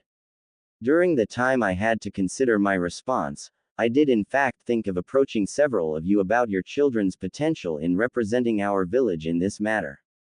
Needless to say, I came to a better solution. You call this better? Inoichi asked skeptically. Do you have a better idea? Hiruzen asked. No one said a word, leaving the room in a state of awkward silence. My choice stands, he said. Naruto will act as Konoha's candidate for the marriage. The two need only agree to the terms officially before us all here. From their dates can be set and progress made towards ensuring a lasting peace and bond with Suna. Everyone once again turned their eyes to the two standing before them. Temari. Her heart was both pounding in her chest and yet threatening to stop at any moment. Each slow agonizing beat forcing tiny breaths from her lungs. It hurt, but thankfully the pain was a good grounding sensation. Yes, Lord Hokage. Hiruzen cleared his throat. Do you, Temari of the Sand, agree and accept the terms set forth by your village and its council? Do you understand and accept all of the conditions and expectations laid out before you in this marriage? I do. And you, Naruto, the Hokage said. Do you agree and accept the terms put forth by myself and the village of Konoha? Do you understand the expectations we have for you and are you willing to proceed with them? Temari's eyes were glued to the Jinchuriki, patiently watching for some sort of change, any reaction or inclination into what he was thinking. It was small, but there was a slight shift in his features, glancing changes, as if he was talking to himself in his head. Eventually his eyes turned to her, an intense gaze that somehow made her forget about all the other eyes on her in the moment. She knew what he was doing. Watching her as she watched him, scanning her for something. It dawned on her that she had no idea what he could possibly be looking for. It wasn't until his eyes drifted down to her hands that she even noticed her own minute tremors. On reflex she clenched her hands together. It was bound to happen, but Temari wasn't quite ready for the instance that they locked eyes. She was embarrassed to admit that she knew how pathetic the look she was giving him was. Pleading, full of anxiety and unsureness, practically begging him to go along with all this mess. Oh, how she loathed the pitiful thing she was right now. She wanted all of this to be over as quickly as possible, to return to some semblance of normalcy. Whatever normal was supposed to be after tonight. No. And just like that, the world was chaos again. Naruto didn't even wait for anyone's response, already making his way to the door before he had finished answering. The door closed behind him and everyone stared at it in some variation of shock or surprise. None more so than Temari. But shock was short-lived. Within seconds it had grown to confusion, then it swelled into frustration, until eventually it burst out of her in rage.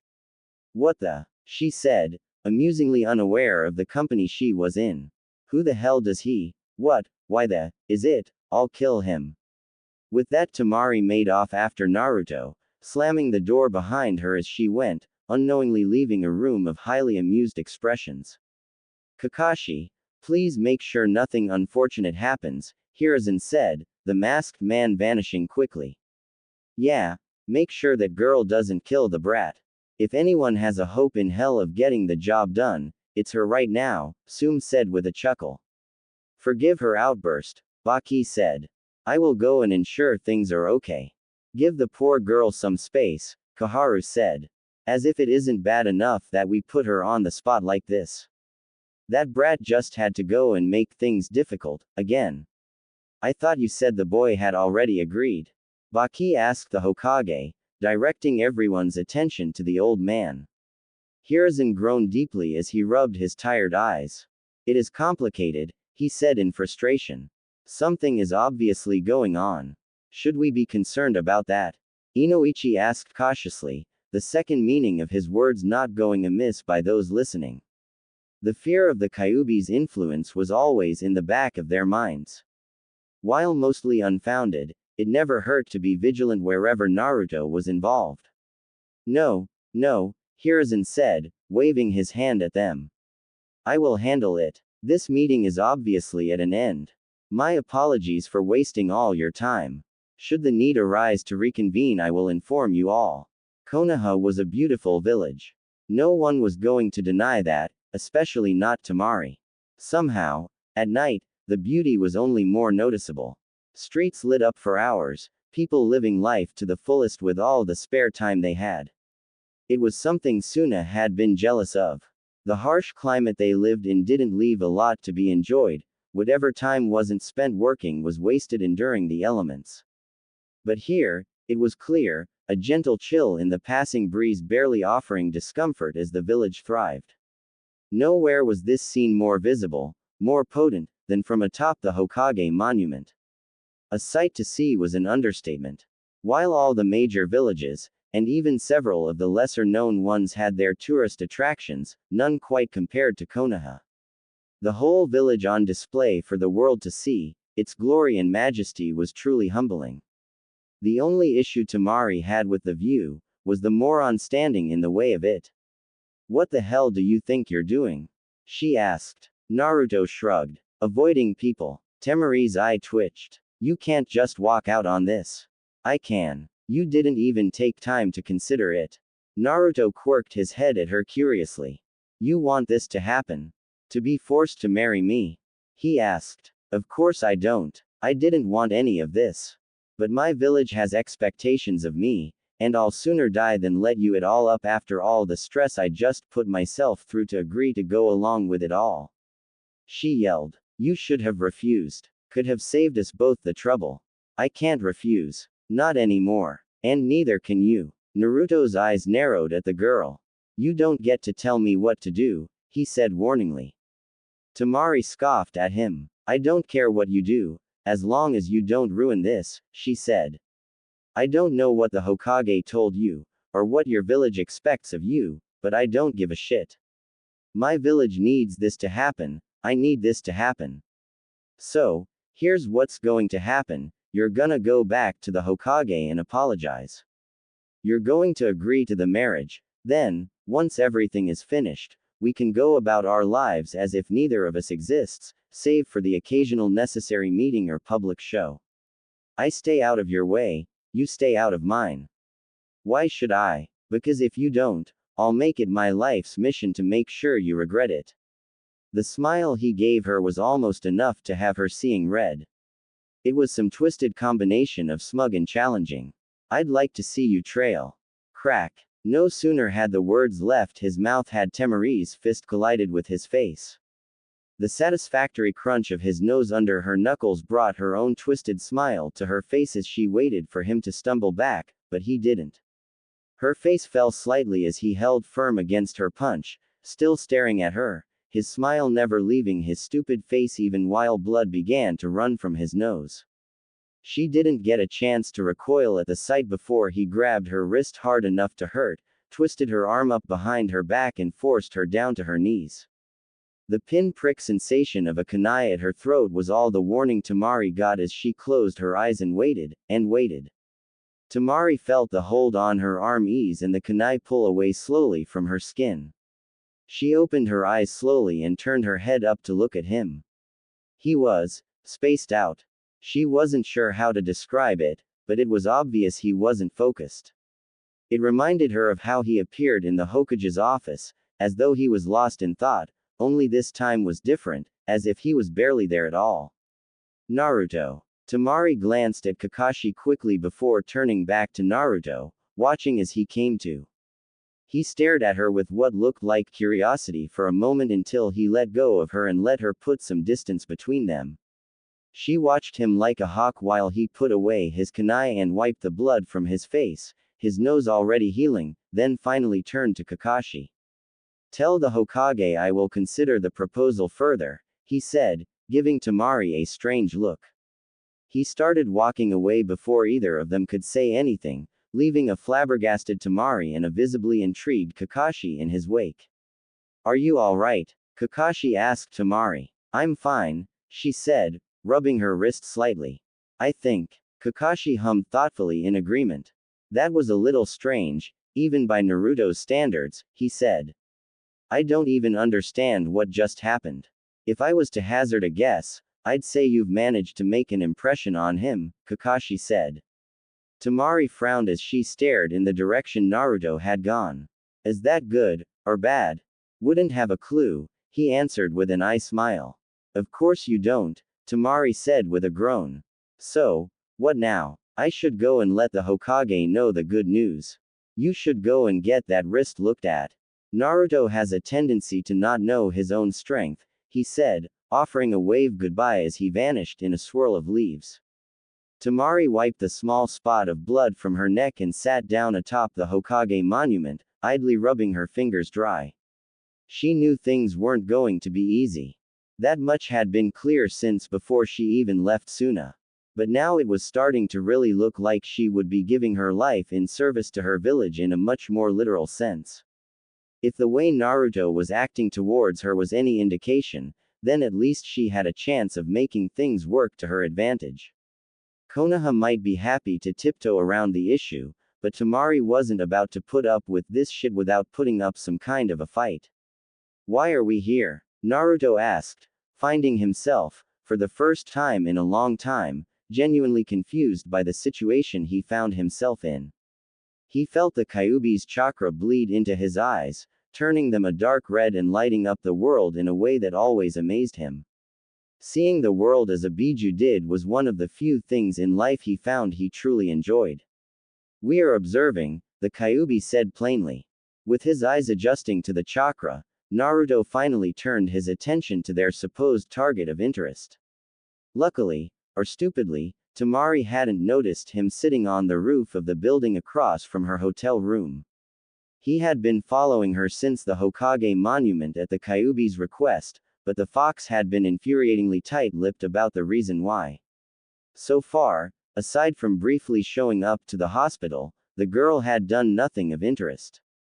Even now, as she sat on her bed scrawling over his file for the umpteenth time, there was nothing Naruto could see as being useful to observe. You stopped me from killing her, he said. Why? This girl holds political standing among her people, no? Yes. But if she marries me, she will become part of Konoha. What use will she be? The Hokage is attempting to contain us, the Kyuubi said. As much as it sickens me to say, but it may do us well to play it safe for the moment. That accursed Sanin is still lurking around. The last thing we need is him getting suspicious and tampering with the seal. All of our progress could be ruined. And, the girl is our solution. The old fool thinks he can tie us down with her. Keep tabs on us. Control us. There is no harm in making him think his little scheme is working. You expect me to play along with this. I expect you to do whatever is necessary to ensure these insufferable idiots don't keep such a close eye on us. It is challenging enough for you to do what is necessary as it is without further hindrance. We need a cover. This girl is perfect. An opportunity like this will not simply fall into your lap again. Naruto scrunched his nose. How long do I have to do this for? As long as it takes, boy. All we need is time. Naruto sighed deeply as he continued to watch Temari. Somewhere along the line she had fallen asleep on top of the pages of his file. He chose to take this opportunity to find out just what information the old man had given her. Being careful was a no-brainer. There had to be Anbu keeping tabs on the hotel, and he didn't want to get caught up in another chase with them anytime soon. They were annoyingly persistent, even commendably so, but he didn't have time to test his speed right now. Once inside he found the security to be rather lacking. Temari was peaceful. At least Naruto thought so. Most people were when they slept, but he found himself lingering on her longer than he thought he should. Whether it was curiosity or something else, he couldn't say, yet his eyes lingered still. It was good perhaps. If he was going to marry her then at the very least, he would need to be able to tolerate her. If he could get her to sleep more often than not then it would be easy. His eyes began to wander, taking in everything he could of her while her defenses were down. She was strong. His freshly healed nose could attest to that. But she was also kind of pretty. He shook his head of the thought. What she looked like didn't matter. The Kyuubi said she could be valuable so he would make sure she could be. Outside of that he didn't need the distraction. As he carefully went through the pages of the file, making sure to be gentle as he moved her body off of the pages underneath her, he realized just how little the Hokage had given Temari to work with. Basic knowledge, more than anyone outside of the village would have, but still nothing substantial. Nothing of his past or time before the academy. Skeleton mission reports. A majority of what she could learn from the file was what she could have already ascertained during the Chunin exams. It was the page she had fallen asleep reading that had him the most intrigued. The entire time he had been watching her go over the file, she continued to go back to this page, over and over again, staring at it endlessly as if it held some great answer for her. It was the page regarding his Jinchuriki status. Again, not much to work with, yet she was fixated on it. Perhaps it was a curiosity she held before him, spurred by her brother's shared circumstances. Maybe she and her village had plans for him now that they knew what he was. It didn't matter. The Hokage, Temari, Suna, it didn't matter who was using who. All that mattered was that no one got in his way. Naruto took the time to carefully put the file back together and place it on the bedside table. This little venture had proven to be rather pointless, but at least he knew where things stood. He turned out the light as he went, taking a quick second to once again look back at the sleeping form of Temari. You suck at pretending. Temari sat up but not fast enough to catch a glimpse of him before he was gone. She let out a breath she hadn't known she was holding and went to close the window. There was no way the window being closed or not was going to make a difference. If someone wanted her dead, she'd be dead.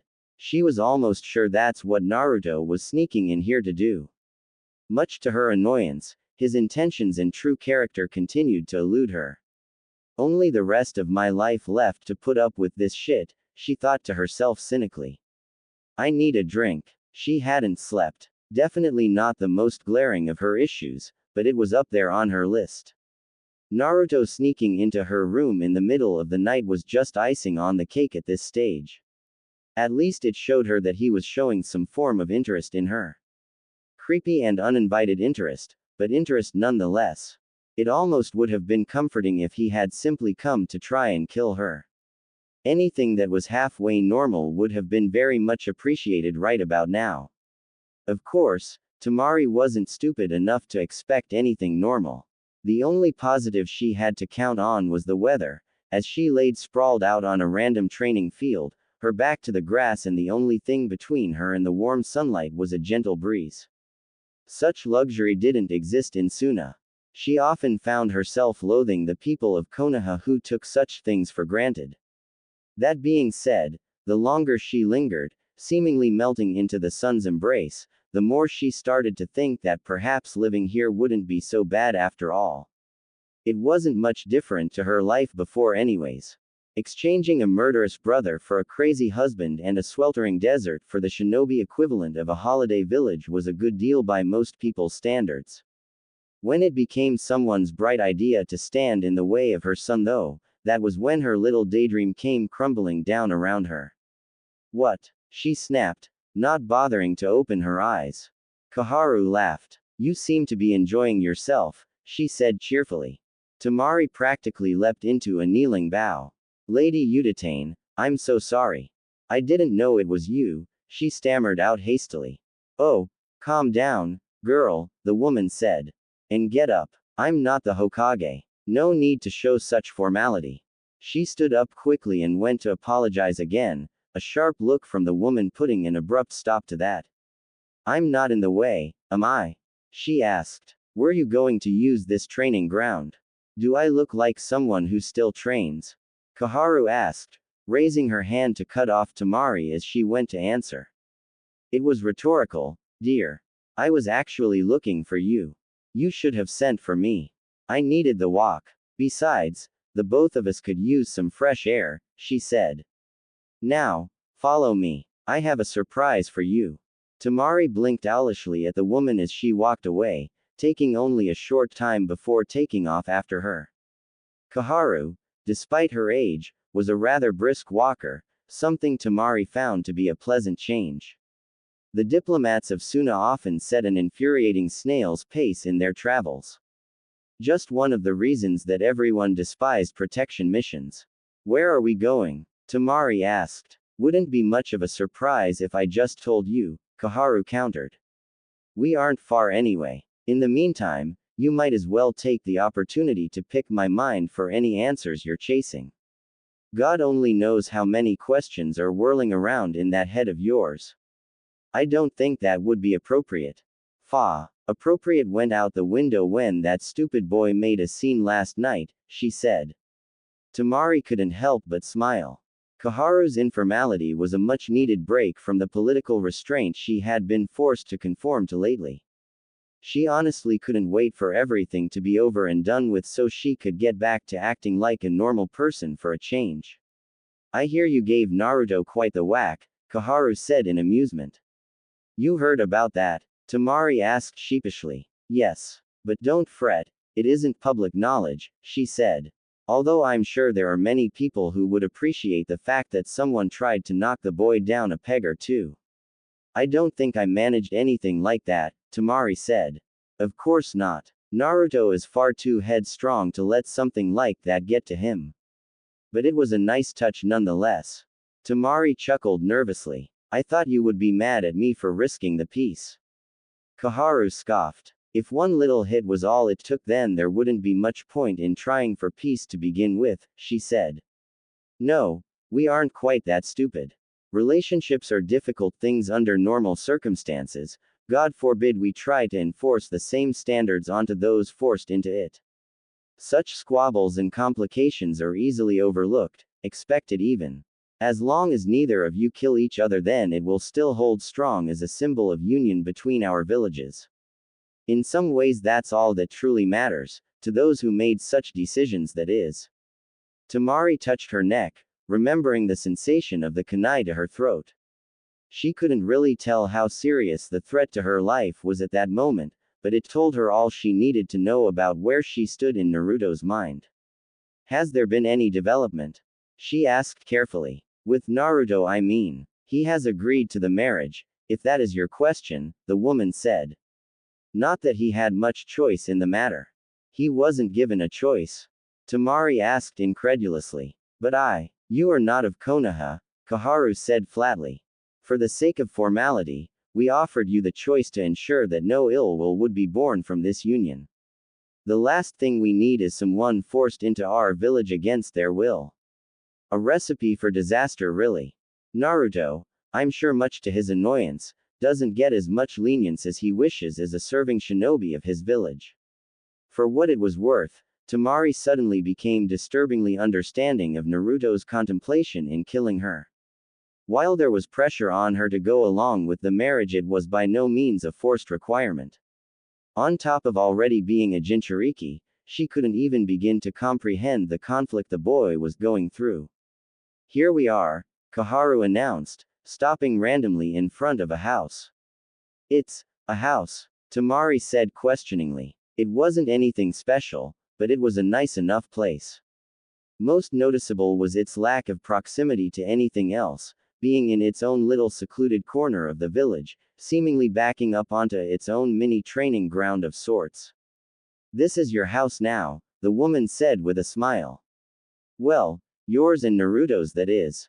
Consider it an early wedding gift. Temari didn't know what to say as she looked at the house in awe. She knew that Konoha was going to arrange better residency, saving her from the confines of Naruto's cramped apartment, but she only expected a larger apartment at most. It wasn't very common for shinobi to have a whole house without belonging to a clan.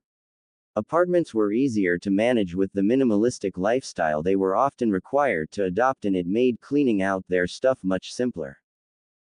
Wow, for the first time since before the failed invasion, Temari found herself with a true smile. How can Konoha afford to give us this? I don't mean to be rude, but you are still recovering from the damage we caused, aren't you? Nothing we can't handle, dear, Kaharu assured her. Besides, this is a gift from me personally. The village would have taken forever to sort you into a proper place. This was a much simpler solution. This is your house. Kaharu nodded. It was, some time ago, she said. As the years snuck up on me, I found the seclusion to be more of an annoyance than a blessing. I've since found somewhere better suited and much closer to where I am needed these days. As soon as you agreed to the marriage, I arranged for this place to be tidied up. It should have everything you need. I can't accept this, Lady Udatane, Temari said. I've already had your things moved here from the hotel, she said sternly. I'm not in the business of making rash decisions, girl. It wouldn't be smart to try and argue with me on this. You're right. I'm sorry, my lady. I appreciate your generosity, and I am sure Naruto will too. Koharu gave an indifferent grunt. Don't take this the wrong way, Temari, but you are young and annoyingly naive, she said. Not that that is your fault. I was no better at your age. But, as long as we have this moment, allow me to offer some wisdom from an old woman. You are as expendable to everyone here as you were to your own village when they convinced you that being married off was the most noble thing you could do to serve them, perhaps even more so. The only real value you have is that which you make. Temari nodded slowly as she felt she was understanding what Koharu was saying. I don't intend on being any less useful to Konoha than I was for my home village. I will do whatever is needed to prove my worth to Konoha, she said sincerely. But you aren't to marry the village. Naruto? Temari asked. I don't understand. Koharu smiled at her and took her hold of her hand reassuringly. This village has made its fair share of mistakes, she said. Don't let it make one out of you. Before Temari could say anything, Koharu let go of her hand and began walking away quickly, offering a wave to the girl as she left her behind. Enjoy the hot spring, she called out, leaving Temari alone to dwell with her own thoughts. Temari, for her part, stood in place, a mix of confusion and unease cementing her feet to the spot for a while. In the span of a few minutes, she had been given a house, told she was worthless, warned against Konoha, and told to befriend Naruto. It was almost enough to make her quickly pulse her chakra to check for a genjutsu. With each day things were beginning to feel more and more surreal. So much was changing, yet nothing seemed to be happening. It pained her to say, but there wasn't much she wouldn't give at this point to be back on some random mission with her brothers, tiptoeing around Gaara while he murdered everyone he could. At least that type of chaos she was used to. She let out a defeated sigh as she made her way towards the house. While the idea of accepting it as a gift still didn't sit right with her, Temari wasn't going to deny that she was in dire need of a decent sleep. A quick dip in a private hot spring also sounded splendid. Naruto grit his teeth as the burning pain engulfed his hand. The red chakra bubbling out through his skin and forming a clawed shroud around his fingers. He grinned widely as the shroud began to stabilize, holding its form strong. The Kyuubi had already made it clear that his body couldn't handle much more than 3 taels worth of its chakra before it started breaking down beyond the rate of his regeneration. Attempting to train his full body chakra code was therefore meaningless until his body had developed some more, but localized chakra molding was still fair game. He flattened his hand out, the singular digits of the shroud melting into one and compressing into a flat blade-like structure. With a slight push he extended the chakra out past his fingertips, stretching the shroud as far as he could into a blade maybe half the length of his forearm. It wasn't much, but it was a start. Raising his arm above his head, he brought it crashing down on a large rock. His expectations of cutting the rock in two were met with sore disappointment as the chakra blade barely cut an inch deep before his hand hit stopped against it. With an annoyed groan he let the chakra slowly recede back into his body. What am I doing wrong? Everything, the Kyuubi muttered. You have neither the control nor nature for such a construct. Do not waste your time on small gimmicks when you have my power to call upon.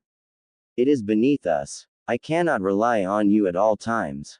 My body can't handle it. Then develop your own strength. You possess your own chakra, do you not? Naruto frowned. I wouldn't know where to start. The Kyuubi hummed, or rather growled, thoughtfully. Start where your chakra is most comfortable. The earth. I have an earth nature. Naruto asked in surprise. He had been curious as to his elemental affinity ever since he saw Sasuke use Kakashi's lightning jutsu. In part, yes, the fox answered in a grumble. Not that it means anything. With my power any element of nature will learn to bend to our will. In time what you humans call jutsu will mean nothing to us. For now, it would be wise to work to your current abilities. Naruto nodded in understanding as he slowly made his way through the forest of death. This training ground had become a personal favorite of his since the Chunin exams. While no one ever bothered him at any of the other grounds, this one was especially comforting in that no one came here to begin with, leaving him free to use the Kyuubi's chakra as much as he pleased. If it weren't for the weird snake woman showing up from time to time, it would be perfect. When the chance arose, he figured it would be best to ask Kakashi. The man wasn't the most insightful teacher at the best of times, but his arsenal of jutsu was legendary for a reason. It wouldn't hurt to try and have more than just his Jinchuriki abilities up his sleeve. The Shadow Clone Jutsu wasn't exactly the kind of technique he could rely on at all times despite its versatility. Much to his frustration, he also had to come to terms with the fact that his training would have to take a back seat for the time being. He had already caused enough issues when he tried to reject the marriage. The Hokage was rather clear about him not having a choice in the matter if he wanted to continue being a shinobi for the village. Naruto wasn't dense enough to think he would survive as a runaway in his current condition. Other villages would hunt him down for the Kyuubi, or worse, that Orochimaru freak would try and get to him. He shivered slightly at the thought. Thankfully the Sannin seemed rather focused on Sasuke. While being a shinobi wasn't necessarily vital, it was useful to him, so a marriage was easy enough to deal with, he thought. Temari was where the real problem was for him. He didn't know her, didn't trust her, and certainly couldn't understand her. She openly claimed to want nothing to do with the marriage and him, yet she was willingly going along with it despite being given the choice. It didn't make sense to him and really put her sanity under speculation. How could anyone be that loyal to their village? Naruto shook his head. After all, he didn't expect her to be anything more than he could handle. There was, however, one very important question still lingering in his mind. What are we supposed to do with Temari?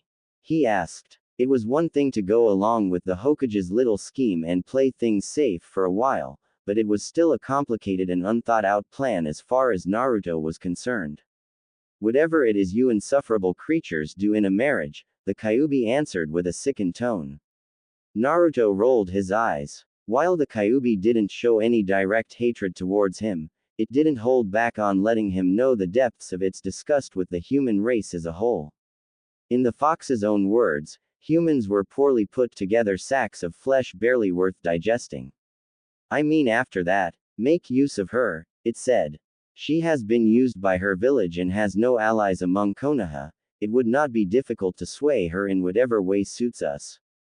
It might even be of some benefit to have her on our side. Naruto stopped walking and scowled. I don't need anyone on my side, he growled at the fox. Needing something and having something are not the same, foolish child.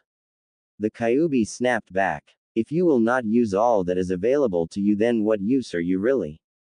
Do not let arrogance get in the way of your goal. With a huff, Naruto severed his mental connection to the Biju.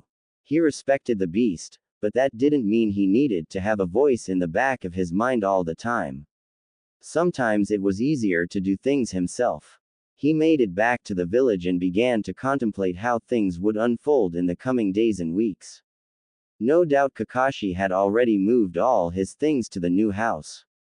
While he didn't like the idea of living with someone, the extra space and more private location would suit him nicely, he hoped. It was going to require quite the adjustment period for him, that was for sure. The Kyuubi had a point though. He didn't have a choice in the marriage, so he was stuck with Temari one way or another. Killing her was out of the question now, so it made sense to try and make the most of a bad situation. The girl had no one here to trust or rely on, especially after the invasion. She was alone in Konoha, just like him. But he could change that. He could be there for her, and in turn she could become useful to him. The only problem with his little plan was that he had more or less tried to kill her only hours ago. As such, the first step required of him was to apologize. He loathed the idea, but it was the easiest solution. It wasn't as if he had to be sincere anyway. As long as she bought it, that's all that mattered. The real question now was how on earth was he supposed to apologize for nearly killing her? It was of no surprise that apologies of any form were alien to him. Anyone who thought they deserved an apology from him either didn't live long enough to get it, or already knew better than to expect one. He didn't feel it was wise to try his usual tactics on Temari if he planned on getting her on his side. Naruto soon found himself feeling sick as he started to track down someone he sorely didn't wish to deal with. He had very little options in the way of people he could talk to or ask for advice on any subject, let alone the issue of a girl. As such, only one person came to mind. Someone who knew him well enough not to mess with him based on the subject. Someone who he figured would have at least half an idea of how to apologize to Temari. Someone who feared him enough to keep quiet but not enough to run on sight. Sakura Haruno. For the first time, his teammate's obsession with the Uchiha stood to prove useful. Surely, she would have some ideas on how he could best approach Temari. Even if she didn't, it wouldn't hurt to waste some time before he inevitably had to go to his new home and confront Temari herself. The task of finding her took an interesting turn when she failed to be at any usual spot that Naruto knew her to frequent. Once he tried tracking her by scent, he wound up heading towards a training ground not far from her house. Upon arriving, he was surprised to find a set of training dummies lined up, several shuriken and kunai embedded into the wooden targets with decent accuracy but clearly very little strength behind the projectiles. "I know you're here, Sakura," Naruto said loudly to the open area. He figured she wouldn't be keen on dealing with him, but this was petty even for her. "What do you want, Naruto?" the pink-haired girl asked cautiously, slowly walking down the trunk of the tree she was hiding up. "I don't know where Sasuke is if that's what you're here for." Naruto raised a brow at that statement. It wasn't very often that the girl wasn't somehow unnaturally always aware of the Uchiha's location in the village. "I need to ask you something," he said, watching as the girl carefully made her way towards him. There was a noticeable sheen of sweat on her skin, and she was breathing harder than usual. "You're training?" he asked in disbelief. "You came all the way here just to ask if I was training?" Sakura retorted in annoyance. Naruto shook his head. "No, it's just a pleasant surprise," he said offhandedly, ignoring her brief smile before she realized again who she was talking to. "I need advice." Sakura crossed her arms and gave the boy a strange look. "Since when do you want my advice?" she asked. "Last I checked, I was meant to shut up and stay back so as to not die. Obviously I am not here to ask advice on anything shinobi related," he said coldly. "But if you are so against it, I may as well go and find Ino." Sakura's eyes widened. "Wait," she said quickly, stopping Naruto in his tracks. "What kind of advice do you need if you think me or Ino could help?" She knew in her gut she was going to regret asking. If it involved Naruto, it was never going to be a good thing. But her curiosity right now was running marathons in her mind, practically bouncing off the walls of her consciousness. In all the time she had known Naruto, he had never, and she meant never ever, sought out anyone his age for anything that wasn't in some way threatening or violent. This very moment she found herself in was as unheard of as it was terrifying. Naruto internally prepared himself for what was to come. He hated that he had to stoop to such lows as to ask Sakura for help, but she was the safest option. Besides, he had to be careful around Ino. He was sure her clan had warned her against using any of her techniques on him, but he wasn't prepared to risk anything like that unless he absolutely had to. "I need help with a girl," he said softly.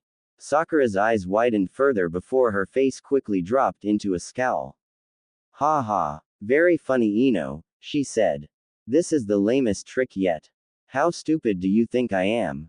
Naruto's eye twitched. "What are talking about? You know, you almost had me," Sakura said, now confidently walking up to Naruto and poking him in the chest. "Never thought someone would want to henge into Naruto of all people, but I'll give you credit for creativity." Almost bought the menacing stare too. "Of course, this could just be a mind trick," she said, pulling out a kunai and attempting to swipe at the mirage, only for Naruto to grab her wrist and squeeze just hard enough for her to drop it. "Sakura, he said in a low warning tone. Her eyes widened enough to threaten popping out of her skull as her voice died in her throat. Even as Naruto let go of her wrist, she couldn't do more than take a step back in shock. Naruto, she said in a haunting whisper, as if he was a ghost standing before her. I'm so sorry. I thought it was. Naruto put his hand up to stop her and took a deep breath. I don't care. This never happened, he said, receiving an enthusiastic nod from the girl. Good. Now, tell me what I need to know and I can leave. What do you need to know? She asked quickly, wanting this interaction to be over as fast as possible. I need to know how to apologize for trying to kill a girl, he said, as if it were the simplest thing in the world. Sakura internally groaned. Nothing with Naruto was ever simple. This particular scenario was at least interesting to her. Since when do you apologize for anything? She asked, eyeing the boy scrutinizingly. I need her to. Like me, he struggled to get the last words out. It just didn't feel right. He didn't need people to like him. No one did before and he had proved he was fine on his own.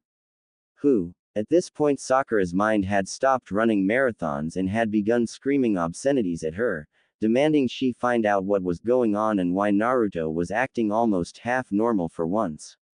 Even more important was the desire to find out just who it was that could make Naruto of all people want to apologize, let alone come to Sakura for help. In fact, just him talking to her like a normal person was such a rare occurrence that she could count the times on one hand. Temari, Naruto answered. The girl from Suna, Sakura asked. Why do you want to apologize to her?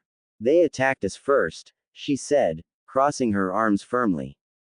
Just tell me how to fix it. Naruto said sharply. Sakura pursed her lips. You can't just fix it, Naruto, she said. People don't just forget when someone tries to kill them. Maybe you should just not try to kill people all the time. Why do you even care anyway?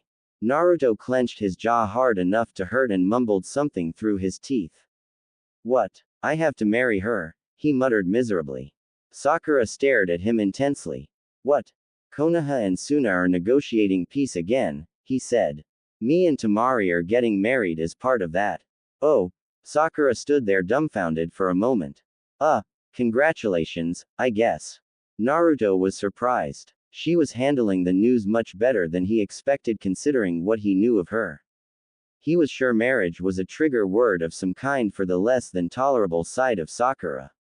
We don't have a choice, Sakura. There's nothing to congratulate. Right, sorry. This is just so weird, she said. Why would they choose you to marry her if you tried to kill her before? That was last night actually. Quote, quote. Quote, quote. Are you out of your mind? She shrieked. Naruto groaned loudly. This was a terrible idea.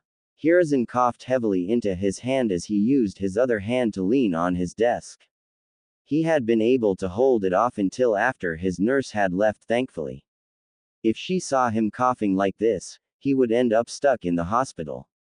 Not something he could afford right now. Pulling a small piece of cloth from his pocket, he wiped some blood from the corner of his mouth and took several deep breaths before trying to move again. There was no mistaking it. His days were numbered. Orochimaru may not have been able to actually kill him, but damn it if he didn't give it a good shot. It took everything Hiruzen had in him to take on his former student and the reanimated forms of the first two Hokage.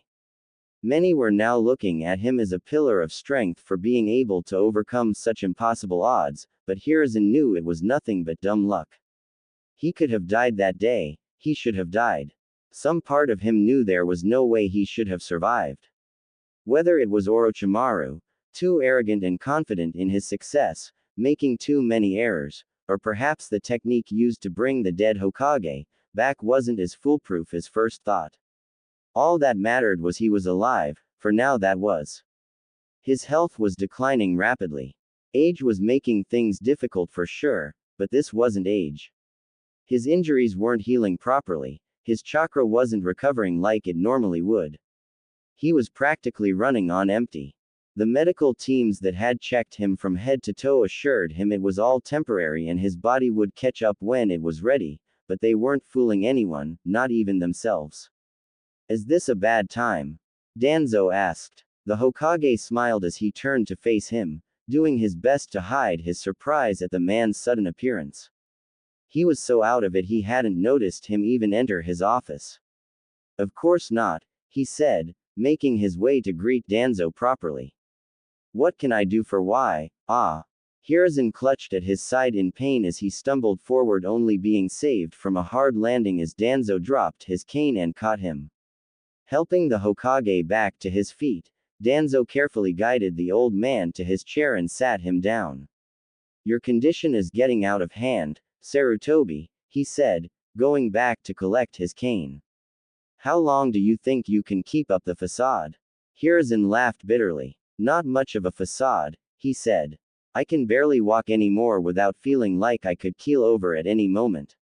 He made a point to eye off the heavy bandages that covered much of Danzo's body. I see your health is still holding strong despite your injuries. I can have my medics look at you, Danzo offered, ignoring the Hokage's jab at him. The Hokage shook his head. There is little point in prolonging the inevitable much longer than I already have, he said. This was a reality we were going to have to deal with eventually. Perhaps it is best we don't waste time then, Danzo suggested. You need a successor. Indeed, Hiruzen agreed. Jiraiya has already declined. Danzo grunted. That man would turn this village into the largest brothel the elemental nations has ever seen. Hiruzen smiled. That could be an improvement, he said cheekily. This is no time for jokes. Always such a stick in the mud, Hiruzen chided. Fine, fine. By all means, make some recommendations. Unless you still want this hat all to yourself. Danzo frowned. No, he said. My time for such a thing is past. I am of better service to Konoha right where I am. A better position in which to guide whoever I choose to succeed me. Hiruzen asked, giving the old hawk a knowing look. Someone has to guide the foolish. Hiruzen sighed deeply. Do you think you would do things differently? If you could go back, that is. He asked offhandedly. All of our mistakes. The things we had to do for the village and its people, the things we have to live with. Was it all really worth it? Dwelling on the past is pointless, Sarutobi, Danzo said coldly. All that matters is Konoha's future. Jiraiya has found Tsunade, he said, earning a look of interest from the bandaged man. She could prove to be the solution to several problems. Is she stable enough for such responsibility? Danzo asked with scrutiny. A drunken gambler who can barely live with the weight of what little guilt she bears. I don't know, Hiruzen said honestly. But she is strong-willed, and not above making the hard choices. I planned on sending Jiraiya out to try and bring her back. At the very least she could be persuaded to come back temporarily for the sake of treating those who are still in need of more dire medical treatment. Jiraiya wants to take Naruto with him. Danzo narrowed his one good eye at the Hokage. The Jinchuriki. You've been making some curious decisions about the boy lately. Are you sure letting Jiraiya meddle in such affairs is wise? Naruto is already more than we could have hoped. He isn't loyal to Konoha, Hiruzen said. He isn't even loyal to anyone here. As soon as he is strong enough, and realizes we can't stop him, he will be a loose cannon. We need to nullify that possibility. And you think that the Suna girl can play a part in that? If we play things right, Hiruzen said. It will be slow, and must be done with care. I could use your expertise. The old war hawk almost smirked at his talents being recognized. Konoha needs a loyal Jinchuriki, he said firmly. Whatever you need of me, I will see it is done for the good of Konoha. I appreciate it, the Hokage said. How is the surveillance on the Uchiha going? Any notable changes? He has yet to try and access the curse seal, Danzo said. It is clearly affecting his temperament, but as of yet nothing to concern ourselves with. Hiruzen hummed in annoyance. Orochimaru sure left us with a headache there, he said. So long as Itachi keeps his word our hands are tied. Only while he is loyal to Konoha, Hiruzen said. Make sure your Anbu know to keep their distance. We only need to keep an eye on him. There's no need to get in the way of anything we could use to our advantage. Danzo nodded. I will let them know, he said. Do keep me posted on Jiraiya's luck with Tsunade. Of course. With that said, Danzo got up went to leave but not before giving the Hokage one last cautious glance. Are you able from here? He asked. I can have my Anbu assist you. No one will ever know. Hiruzen waved him off. I will be fine. I just need a moment to rest. The old Hokage watched the door close behind the old hawk before he slumped back into his chair. The pain coursing through his body was growing. If he had any hope of holding out the next few months, then he was going to need Tsunade's medical skills. He just really hoped Jiraiya had what it took to convince her to come back to the village. Of all his students, she was the only one who truly understood where to draw the line in this world. Jiraiya was too foolish and honorable, unwilling to do what really needed to be done when the time called for it. Orochimaru wouldn't be an option even if he weren't rogue. His complete lack of inhibitions would tear the village apart from within. Tsunade was his last real option. Even if she refused the mantle of Hokage, he needed her back in Konoha. Word had spread across the elemental nations. Whispers of that to come. The other villages had heard of the failed invasion. Preparations were being made, probes put out wherever possible, all in the hopes of finding a weakness, of catching Konoha off guard. He had no idea who would try first. Iwa was a likely candidate. But they had been open in their hostile actions in the past, bold and proud of all moves made against their enemies. No, it was Kumo that truly worried him. They had been far too quiet since the Hyuga incident. Something was brewing in the world, and Konoha was shamefully unprepared. Things were going about as bad as Naruto could have expected. Even now, as he trailed behind Jiraiya and Temari, all he could do was curse whatever entity of fate that deemed it entertaining to put him through a nightmare such as this. The Hokage hadn't even attempted to make it sound like there was any real reason for him to partake in this mission. It was barely a mission, maybe a goose chase at best and not a very good one at that. Naruto had half a mind to tell Jiraiya and the Hokage they were going senile if they thought tracking down Tsunade of the Sannin was a good idea, but he had bit his tongue. It was surprising when he found out that Temari had opted to tag along willingly. She hadn't said so much as a word to him, offering Naruto only a handful of glancing looks for him to try and decipher what she was thinking. In retrospect, Naruto did find it amusing to be on the receiving end of such treatment for a change, finally understanding just how annoying it must have been for everyone to deal with him. That wasn't to say he planned on stopping anytime soon. He couldn't even blame her for it. He had been frustratingly silent towards her as well, the only difference being that he had kept his eyes on her almost the whole time since they had left Konoha. He hadn't apologized yet. There hadn't been a good time yet. That was the excuse he was using anyway. The truth was he just didn't know how, or more accurately how he was meant to do it. Talking with Sakura had done very little to help the situation save for making it clear that nothing special was going to work with Temari. That left him with no option but to approach things simply and straightforward. It should have been easy. He should have done it already and moved on with his life. But here he was, dawdling behind her like a lost puppy as the words formed an uncomfortable lump in his throat. It had been some time since Naruto had cut the mental connection with the Kyuubi. The fox refused to stop pestering him about how pathetic and infantile his behavior was. He was almost ashamed to admit that the fox might have been right. Even if he wasn't sincere, apologizing was something he hadn't exactly had a lot of practice at. It wasn't going to be pleasant, but he had to get over himself at some point and move forward. The longer he dragged this out, the less chances he had of making things halfway manageable with Temari, let alone using her to his advantage. As his attention came back to reality, he noticed that they were currently traveling through a less than ideal part of the town they were in. Gambling dens, bath houses, and pleasure houses, lining the streets. Jiraiya led them down, with the Sannin providing more than his fair share of leering stares to the women around them. To say Naruto was unsurprised would be a hilarious understatement. He knew the man's reputation. This was practically unavoidable considering Tsunade had a reputation for gambling. What was the Hokage thinking sending an unreliable pervert to the worst parts of nearby towns? Did the old man honestly expect any results from this venture with Jiraiya at the helm? He turned his attention to Temari, who had also caught onto the sad reality of their situation. She looked irritated at Jiraiya's behavior and antics, but was clearly restraining herself from saying anything. At this stage Naruto figured it was more out of necessity than any form of respect she had for the man. Assuming she had any left after today.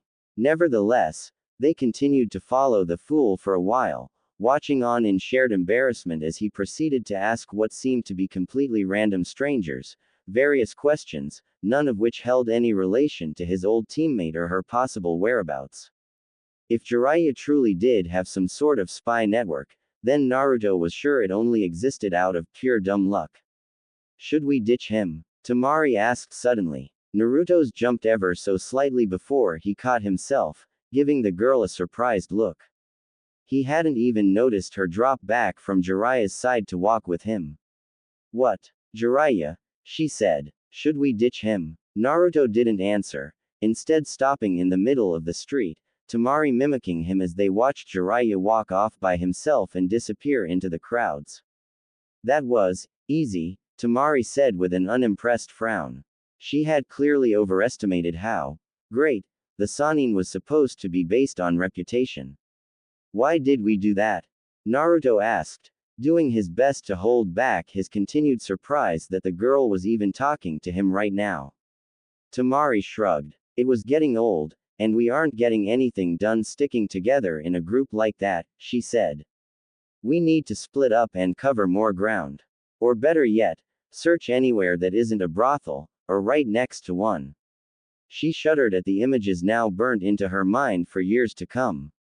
Naruto nodded. He made a quick hand seal, 3 shadow clones suddenly bursting into existence around him before all shooting off in different directions. They will search the town, he said. If Tsunade is here then we should find her soon enough. Temari crossed her arms. That doesn't exactly leave us with much to do, she said with a pout. I can dispel one and leave an area for you if you'd like, he offered. No, it's fine. No point wasting chakra, she said before looking around curiously. Do you think there's somewhere good to get food here? Naruto looked around and sniffed the air before gesturing for Temari to follow him. He wouldn't normally allow himself to use his heightened sense of smell for such a task if he were with his team or Jiraiya. Jokes aside, he didn't want anyone using him like a compass. Temari got a free pass this once, only because she had no idea he could sniff out the best food in any town or village like a nin dog. What kind of food are you looking for? He asked. Anything at this point, as long as it's filling, she said, watching Naruto curiously as he continued to sniff the air every so often and walking through the town as if he knew the streets as well as Konoha. Have you been here before? She asked. He shook his head. No, I just know better than to look lost in a new place, he said. Without a word Temari corrected her posture and stride until she was walking next to Naruto with the same amount of exuded confidence. She wasn't about to argue with sound reasoning. The unfortunate reality was that she no longer had her team at her side in these situations. She could afford to be relaxed and unobservant when Gaara was around. Anyone who tried anything would be dead before they succeeded. But now she had to be careful. Even with her village symbol still proudly strung around her neck, and the giant fan strapped to her back, it wasn't unlikely for someone to try something. Well trained or not, she was still a genin, and the last thing she needed was to look like an easy target. Don't worry, no one's been watching us, Naruto said, trying his best to be reassuring. If Temari's frown was anything to go by, he was doing a poor job. They walked silently for a minute until they reached a small food court. Naruto stopped in the middle of the road while Temari went to go and find her own food only to be stopped as Naruto gently grabbed her arm. He ignored her questioning look as he inhaled deeply through his nose and locked eyes on a particular store nearby. Come on, he said, letting go of her arm as he went for the store. Temari gave him a perplexed look as she followed. It was an odd little place that he chose, significantly smaller than the other restaurants in the area, perhaps even a little cheap and rundown by comparison. As she entered the building, her opinion quickly changed as she caught a whiff of the smell of the food and she found herself wanting to drool a little. We'll take 2 curries, Naruto said to the waiter as he walked in and helped himself to an empty table for 2, gesturing for Temari to sit with him. Temari sat down across from the boy, leaning her fan against the wall beside her. It's rude to order for someone without asking them first, she said offhandedly. She didn't really mean it. Curry was always a welcome meal, but she had to say something. This whole scene was already too awkward for her liking. Trust me, if you don't want to eat the curry then I would stay hungry, he said, scrunching his nose up slightly. Nothing else around here smells like it would sit well. Okay. There was a good couple of minutes of silence as the two sat awkwardly, both doing their best to avoid eye contact while they waited for their food until Temari finally rolled her eyes and sighed deeply. Alright, this is getting ridiculous. She quipped sharply. What are you doing? Naruto blinked innocently. What do you mean? This. All of this. Acting like nothing is wrong, looking out for what I eat, talking to me in the first place, she said. None of this makes sense. So, what's your angle? I'm trying to be nice. Yeah, well, it's a little weird. You're telling me, he mumbled.